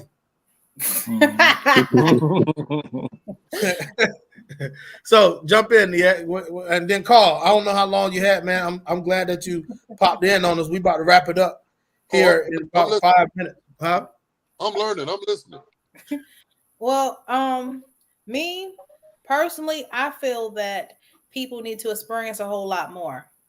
I like far as like, I'm just going to use myself as an example. I experienced so many things that I had absolutely no idea I would experience in life, both good and bad. So too many people, like I'm the type person where if you give me an idea, I visualize it, I say, you know what, let me go for it. So many people scared of what's going to happen after you go for it because it's not part of the plan. So there were so many situations that weren't part of my plan. It just was like, you know what? Let me just go ahead and do it. That's how I got to visit many different avenues. And I feel like that's what a lot of people need to go ahead and experience. Experience the failures, experience the hurt, the pain, experience the no's, experience all those different things that make you uncomfortable. And that's how you start figuring out where you should be heading in life. That's how you're able to turn around and give the new information to people. That's how you develop a strong, powerful mindset of endurance, resilience, and all those different things that's going to help make you into the better version of yourself. Yeah, well, I like going into this last bullet point when closing out. Let me share my screen with you because this is going to. It's gonna go right into this. We had a lot of conversation across the spectrum about it starts from home and talking about men in relationships and families, and we gonna talk finance over here because I'm telling you that is one of the main things that is hindering us, and they love it when we say things like money is the root of all evil, or that's why I was talking about people that's saying anytime money come up, we got to start talking about the dark things that we can bring. Well, damn it, give all yours away and see how it feels, right? if you ever been broke, right, and it don't feel so good, just get it off of you, right? That way you ain't got to worry about it. But until then, we always bring up the case that if a doctor told you need X amount for his modern medicine or something to give to your child and you don't have it, how would you feel? Yeah. Right. How would you feel? It's right up there with oxygen. We need it. Facts. It's nothing like watching your family member struggle, especially your mom, your dad, whoever, and you cannot help them out. You keep thinking, oh, I got enough money. You got enough money to survive right now. But if the emergency would have happened, yeah, even with that emergency, hey D, look at this. Look at this though. The reason why we all think for a lot of people think for the current time. That's why people can get complacent and satisfied. Guess why? They ain't thinking for the long haul. I'm talking the long haul. I'm talking about after your working years, right? Right. Who's gonna take care of you? How is that gonna look? So if your children, check this out. Here's the thing: when they say a good man leaves an inheritance for his children's children, this is the reason why you're supposed to be busting your ass every day to try to leave something 2 generations deep. You know why? If you build up something 2 generations deep worth, that can then be added to and passed on. Guess what happens, Rob? Your 89 years, I'm sorry, your 79, 80, 85, 90, those years, if you live, that long, God willing, gonna look so much better because you set it up and the people that's taking care of you got more to work with. Don't complain when they got you shoved in a room and you can't come out. You never see the light of day. You get out and go to the grocery store once a month. Don't complain because you didn't take the time to set your golden years up by making sure your kids got something to pass down to their kids, and it don't got to be money. The knowledge is more valuable than anything. I want y'all to get that. So anybody who's thinking about all this, matter of fact, this is the last time I'm gonna dispel the money thing. Anybody that's outside of this circle that's talking about, or this squared circle, right? This YouTube thing on our channel, if they talking about, oh, see, that's all everybody we got to always talk about money. No, all right, we don't need to talk to you because some people come around and all they talk about is spirituality. Some people come around, if they swole up with all muscles and muscles in their earlobes, gym and health and eating and all this, and we don't run them away and say anything bad about their one-sided conversation, then we're going to talk finances over here because that's one of the things that injure our group. So, Carl, take us out, man. I'm going to let you say, well, hold on. I'm sorry. Let me share this real quick, the screen. Carl, have you heard of BRICS? BRICS, no. BRICS. All right. Brazil, Russia. Go ahead, my man. Yeah, Brazil, Russia, India, China, and South Africa. Exactly. So these are the countries that has lined up and teamed up together to say that they are going to do everything earthly possible to eliminate the U.S. currency from being the trade and barter currency in their economy. Let me tell you what that means, y'all. And let me share the screen. This is our second or third week, and the reason why I'm doing this over here on Tuesday nights, and it might only get 1 or 2 views live, and then 12 tomorrow. You know the reason why I'm doing that? Because the thumbnail is going to run off the people that we don't need anyway. We're building tribes over here. So on Tuesday nights, right? Yeah. Let me put the up. Go ahead and laugh at him again. Laugh at him again. Stop it. Here's the thing. If I had a thumbnail up there, let me go find the old thumbnail. It'll bring at least 5 or 6. Let me find something I had before. I deleted them all. My bad. So anything up there outside of growing, family, building, youth, Mr. Carl, or I say Mr. Carl because we on live, but brother PBM, check this out. Now listen. I'm with you. We feel your pain, sir. Everything you do that's positive that you can get limited amount of support on, we feel your pain. But guess what? 1, 2, 3, 4, 5. Who Tashim, who is that people? Who invited him? Or he just popped up? Okay, he just came. Tashim, if you see this on the replay. I invited him. Mandy did. Okay. I'm glad somebody did. That way we got his connect. Because here's the deal. He live in this area, Mandy? Yeah, where I'm at now. Okay, too easy. Oh, where you at now? All right, cool. So here's the deal. We still got 5 individuals up here that can help you get some of that more support that you need, because we know that the positive thing ain't always celebrated, bro. Yeah. So I'm gonna share the screen, bring up this last point, and we can get out of here. Go ahead, Carl. Now I'm just saying, negative sells paper, positive is on that. Facts. That's why a lot of people on these panels love to see arguments and entertainment, right? It brings the herd, but guess what? Or the swarm of bees, but all of them ain't producing honey. All right, let me share the screen real quick, and then we move on. So this is the BRICS, y'all. So I'm gonna keep talking about this until we really really get it, man. Y'all can see my screen, right? Yes. Yeah. Okay, let me make it big.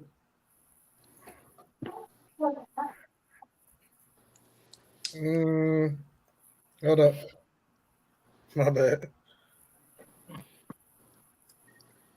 All right, so that's what I can put it right there. So y'all can see that. So the BRICS countries, like my man said, is Brazil, Russia, India, China, and South Africa.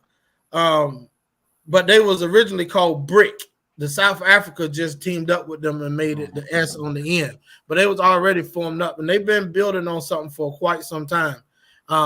Some of this stuff, that's the reason why I say our people, we get this information late sometime, or not even at all.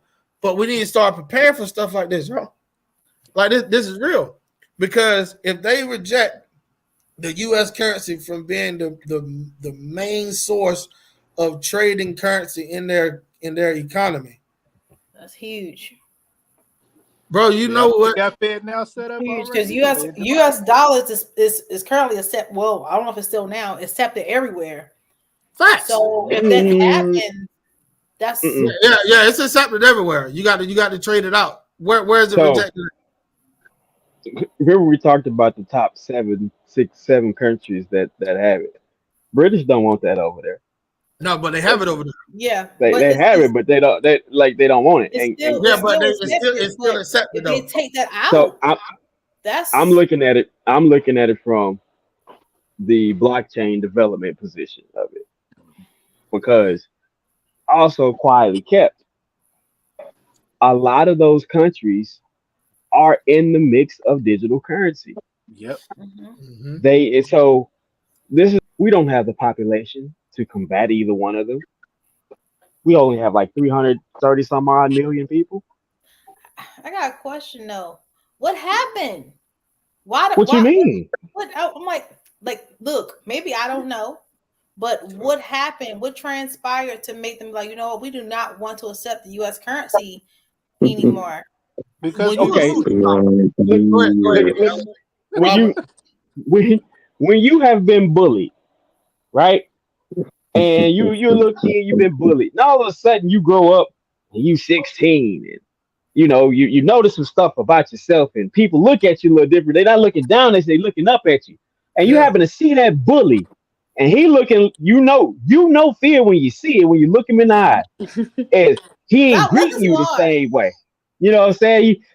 You say, wait a minute, there's something a little different about this little buddy over here. And then the years go by and you grow a little bit bigger, get a little bit more knowledgeable, and you start to understand. One thing people have understood is America ain't got nothing.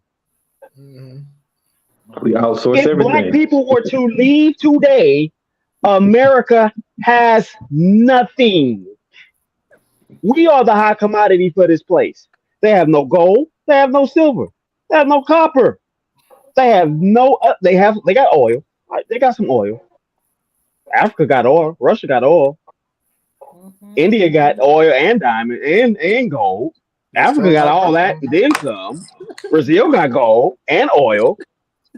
And then you talk to the right person, you might get a little extra little powder package, depending on what your surface is like, But the needless to say, they have resources that we don't have.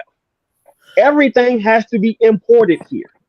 Right. It has to be.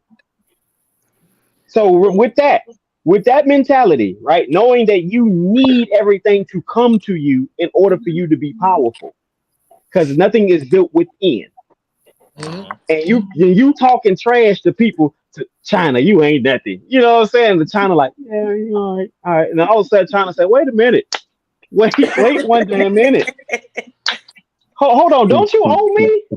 Don't you owe me? Last I checked the books, let me roll this scroll out. Yeah, and it's still rolling across the equator. I'm so glad. You owe me. Hey, I'm so glad you said that, man. This is gonna be the first time that I'm able to do it.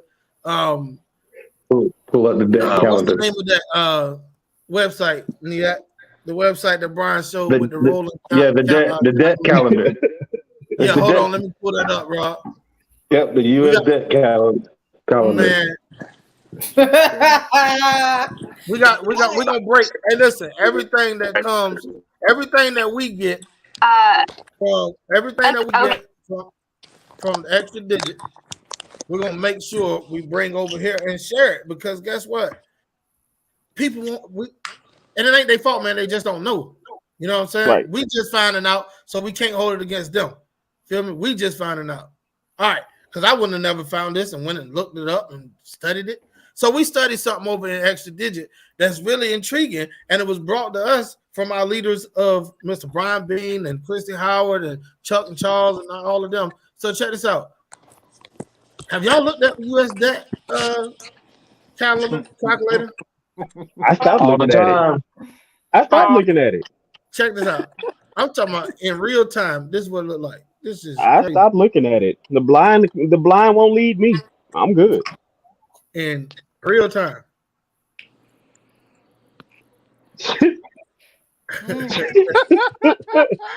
Like when you see, I want to make it big. How I make it big?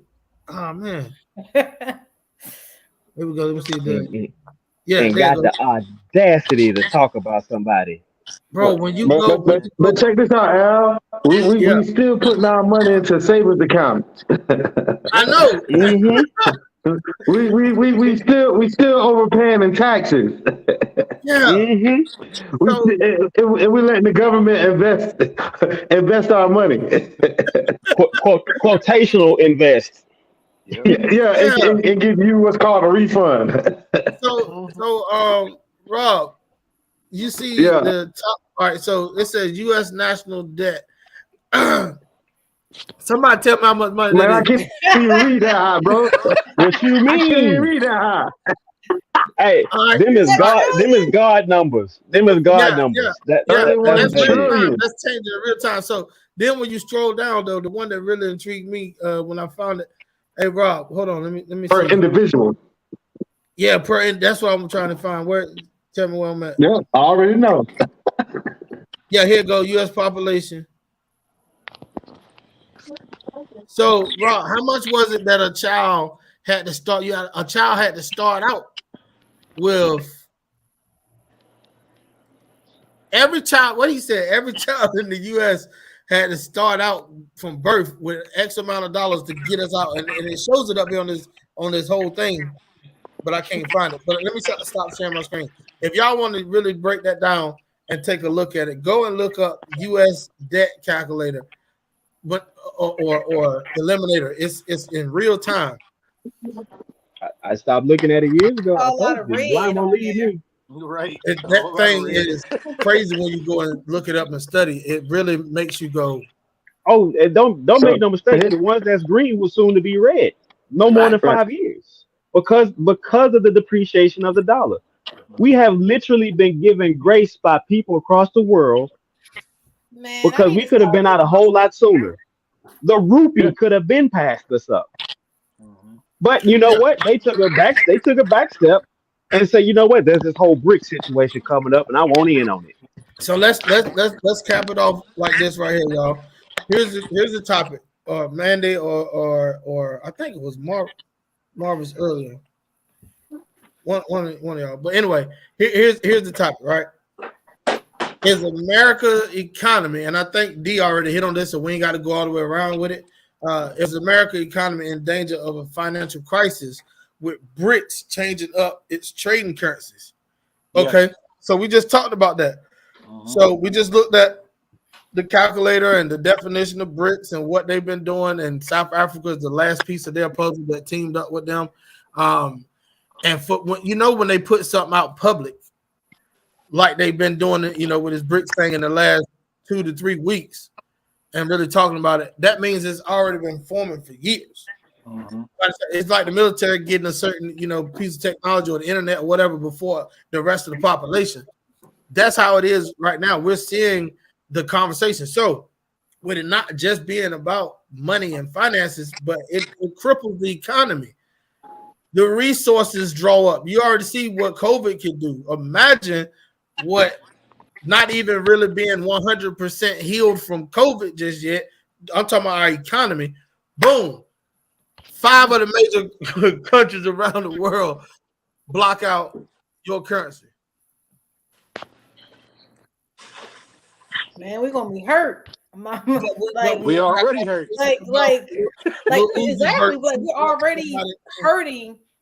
If I'm looking at the trajectory of this, I can't even fathom what's going to happen, to be honest. I really can't, because like right now we've been having leverage just for being able to charge to convert dollars.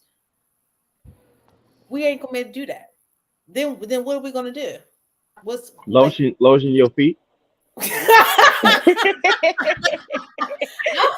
Lotion your feet, and take pictures of them and put them on Feed Finder or OnlyFans and start marketing in other countries, because it ain't gonna do you no good if you get no money here. I And, appreciate them. and you I'm got, just telling you. and you better have a big Hey, it's not a real crypto site, account. That listen, that's all you do. Lotion your feet. Yeah, and So set what up a y'all crypto gonna do? account. I can lotion my feet. What y'all gonna do though? I'm gonna lotion my feet too. Shit. No, y'all need to lotion y'all back. How about Hold on. Wait a minute now. So look, Family show. back check shot? this out. So we can wrap this thing up, man. We Oh my had God. great conversation. This is just the tip of the iceberg, y'all. Those of you that's gonna see this on replay, make sure you click the subscribe button so you'll be able to comment in the winner circle out in the chat. We have some real dope conversations that's coming your way in the next few weeks to come. A couple of highlight points that's going on, and then I'm gonna get everybody a chance to promote whatever they got going on. Put it out there, times and dates or whatever you got going on. You need some support with. But here's the deal: a couple announcements. April the 22nd, right? Is Fight Night in America. Tank Davis, Ryan Garcia going head to head. Fight Night in America. We are going to throw a fight party somewhere. I can't say if it'll be at my house, if it'll be at a public, a building, but we will all get together on Fight Night. And I just want to make that announcement because that's what we're building in person. Because see, we can do these things on a digital level on online, but I really want to make sure that we're building in our local areas. Carl, man, you've been doing it for years, and some of us, myself and everybody else, should have been putting in a little bit more effort to what you've been doing. So I want to say that is where we're going with TMAX Network. We're going to talk about it, we're going to be about it, and we're going to actually change. And it's going to start with home, right? There's a lot of things that we got to start with from within and come out and fix and make sure that we cover all 5 funnels. We got Mr. Kenneth James coming y'all way. When I tell you, he's going to have his own group. He's a very, very funny, spiritual guy, right? He's going to come with the spiritual side. They call him the dancing preacher because when he's on TikTok, all he's doing is playing music and praising. We got him. We got Mr. Carl Pringle, who it does a lot in the community, and we're going to help him. And then he's going to come over and share some wisdom with us. 5:45 p.m. Eastern on Sundays. You got Boss Talk hosted by Miss Nia Ridgeway. Sundays at 7:45 p.m. You have the Mr. Conversation hosted by D_Awesome1. Of course, on Tuesday nights, TMAX Network People Campaign 7:15, where we're gonna get some results. We're gonna get things moving in the positive manner that we can go out into our respective. D, where are you at in Texas again? San Antonio. I'm in San Antonio at the moment. Yeah, San Antonio. Unless Korea or somebody got a check for me, I'm out of here. Okay, I got a story. Yes, go ahead real quick, and then we're gonna tap around the room with shout outs or promotions. So for one, right, flip-flop sauce, right? Yes. Mandy was in the store. We seen it on the shelf. You better believe it. And I was on the phone with her talking. There was this guy walking, just walking up, admiring her, looking at the sauce and everything. She promoted you so well. She talked about all the great things that you've done in the community and asked for this young man to support you and got him to get 2 bottles? 2, both flavors. 2 bottles. You need both. So I absolutely love that. So don't think that, it's just a social media support thing. It's a real life foot soldier support thing. Oh, and just the week before, I went to Pete's and bought out the entire stock they had there of the fire sauce. It was like 8 bottles. They're literally in my cabinet right now. Well, most of the rest of them. They're in my cabinet right now. Bought them all out. Yeah, they're gonna call right there with the flip flop saw. Let me break sure I get everything in the picture. Yes, that's some good stuff. Appreciate It it. Yeah. gotta be. My man got a whole trophy in the picture.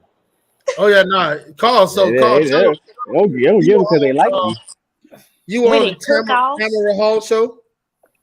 Yeah. She had a national barbecue sauce contest, and I was one of the winners for that. Yep. Yay. I was there, Oh, and you definitely got my vote that day. facts, and that's what we talking about. So, Carl, what you got coming up here in the next week or two that you want to put out?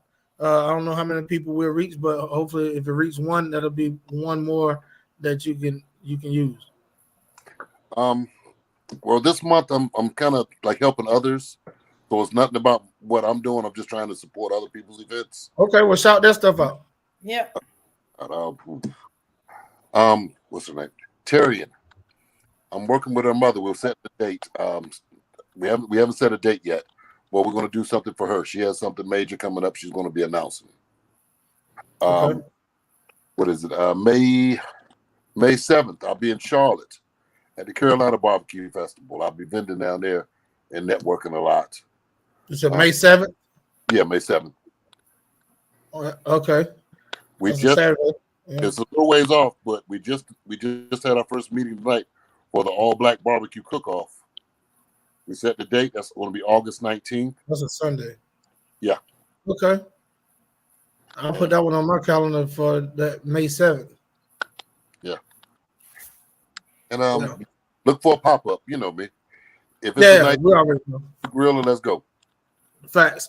Hey, I'm at a new spot now. Remember, I used to call you for lunch for everybody? Yeah. With Keon and everybody. I'm at a new spot.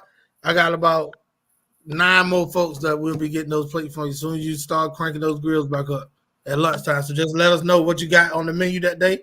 You already know what it is. Niet, what you got going on? What Boss Talk gonna look like next week? Can you give us a taste of it, or is it something that we gotta wait for? Honestly, I think it's something that you need to wait for. But we plan on having a special guest. We plan on having several special guests coming up. Some people who are very active in the communities. Some people you might deem untouchable, like you. It's hard to get them to even sit down. Mm-hmm. So we got them locked in to come through on the show for Boss Talk. I plan on in the future, because people have been asking me about doing in studio. So definitely going to have that available coming in the future. If you are in this area, you'd like to be in studio, look forward to that. And in promotion, sponsors. Okay. Get your stuff out there, because the Boss Talk is definitely about the hustlers, the entrepreneurs, and the business owners. If you need publicity, marketing, definitely drop your information so we get back to you so we can get your stuff shown on the show. Facts. D, come up to the camera, bro. Talk about what Mr. Conversation gonna look like next week, or you got something big planned? Mr. Conversation don't always look like it's supposed to. Missing topics of what is it being discussed or what has been discussed thoroughly. So plans is to have a man up section so we can start really powwowing on getting the man campaign going, or the sit bro campaign going, and really get men to be in a space where they can be man and be protected by brothers with brothers, as well as seeing, so women can see as well the importance, and have their sons to sit down and see the importance of brotherhood, not only just your blood brother, but just a brother in general. So that's the plan for that. But we will be talking, always good topics, always. More than likely, we're gonna go over some behaviors that I've seen that I think I need to get straight out here in the streets. But we'll get to it. Yeah, so that's the reason why we got. I reached out to Carl that those 2 programs that D was just talking about right then, with the men's sitting down with the younger generations or the youth or whatever, or men in general, D's spearheading that up, bro, and I wanted to get you in on it because I know you've done a lot of mentorship. Actually, you've done some with us. We done some with you, I should say. So we all can link up, man, because here's the idea. The thing is to reach more eyes and ears. And I think if we start out virtually, we can do a lot locally in the local areas. Like we're gonna have meetups, y'all. I'm just telling y'all this. Everything started out, and we got way more people connected to us on the TMAX network that's just not here right now. So just think about who's been connected so far on Boss Talk, who's been connected on Mr. Conversation. That we all just meeting because D is bringing in his people. We bringing in our people. We got Jay Prince and their show over there. So we're gonna have some meetups, man, with some people. When we put our stuff out there and say TMAX is gonna be here, meeting up in Myrtle Beach or Virginia or DC or Texas, wherever. When we say we're gonna meet up and have a TMAX meetup, we're gonna have folks that rock it out with us. As y'all can see, all the love we're getting so far. So Mandy, what you got going on? Well, Mandy's cleaning crew, of course. That. And right now I'm helping somebody with help enter in to win little girls' prom dresses this year. And so that link is going to be on my social media or whatnot by the end of the night. Two young ladies will be able to win a completely free prom dress. Okay, dope. So I'll just put this out there before I log off broadcasting live. For those of y'all that's out there that is listening or will see this on replay, just understand that we're gonna bring a different conversation on Tuesday nights. Right, most folks will be trying to watch Netflix or whatever their favorite series is. We're gonna have a conversation about fixing these families, mending relationships, bringing in the wisdom from the elders back to the community, and our community is start with who we associate with. So those folks that we're talking to on these panels, that's going to start out as our community. We affect those that we can immediately affect. The people that's not here, not showing up, not listening, we understand, we get it. So we won't even have to waste time over there. So with that being said, stay tuned for next week on the People's Campaign, because guess what? We're going to have some special guests from the Extra Digit Movement. No, it's not Mr. Brian Bing, not just yet. We got to get on his schedule. The gentleman has a book schedule, and we're going to make a slot for it. When he comes, he's going to want to talk to the mass majority of the listeners. So right now, we're going to have a couple of the people from Extra Digit Movement who actually started from the bottom, now they're here, or actually had success, some setback, and then regained themselves. We got to bring that to the community because a lot of people don't know how to recover or pivot during harsh times. So look, this has been another episode of the People's Campaign. Thank you. We got one comment over here that just came in. Enjoyed the conversation tonight, family. Man, Facebook user, whoever you are, unfortunately not showing up. I got to find out why that comes in like that. But whoever you are, we appreciate the comment. You are in our winner circle because it's open to subscribers. So click the subscribe button, turn on your notification bell. We'll see you next Tuesday at 7:15. This is your boy, Mr. TKO. We out. Hey, y'all stick around real quick. I want to talk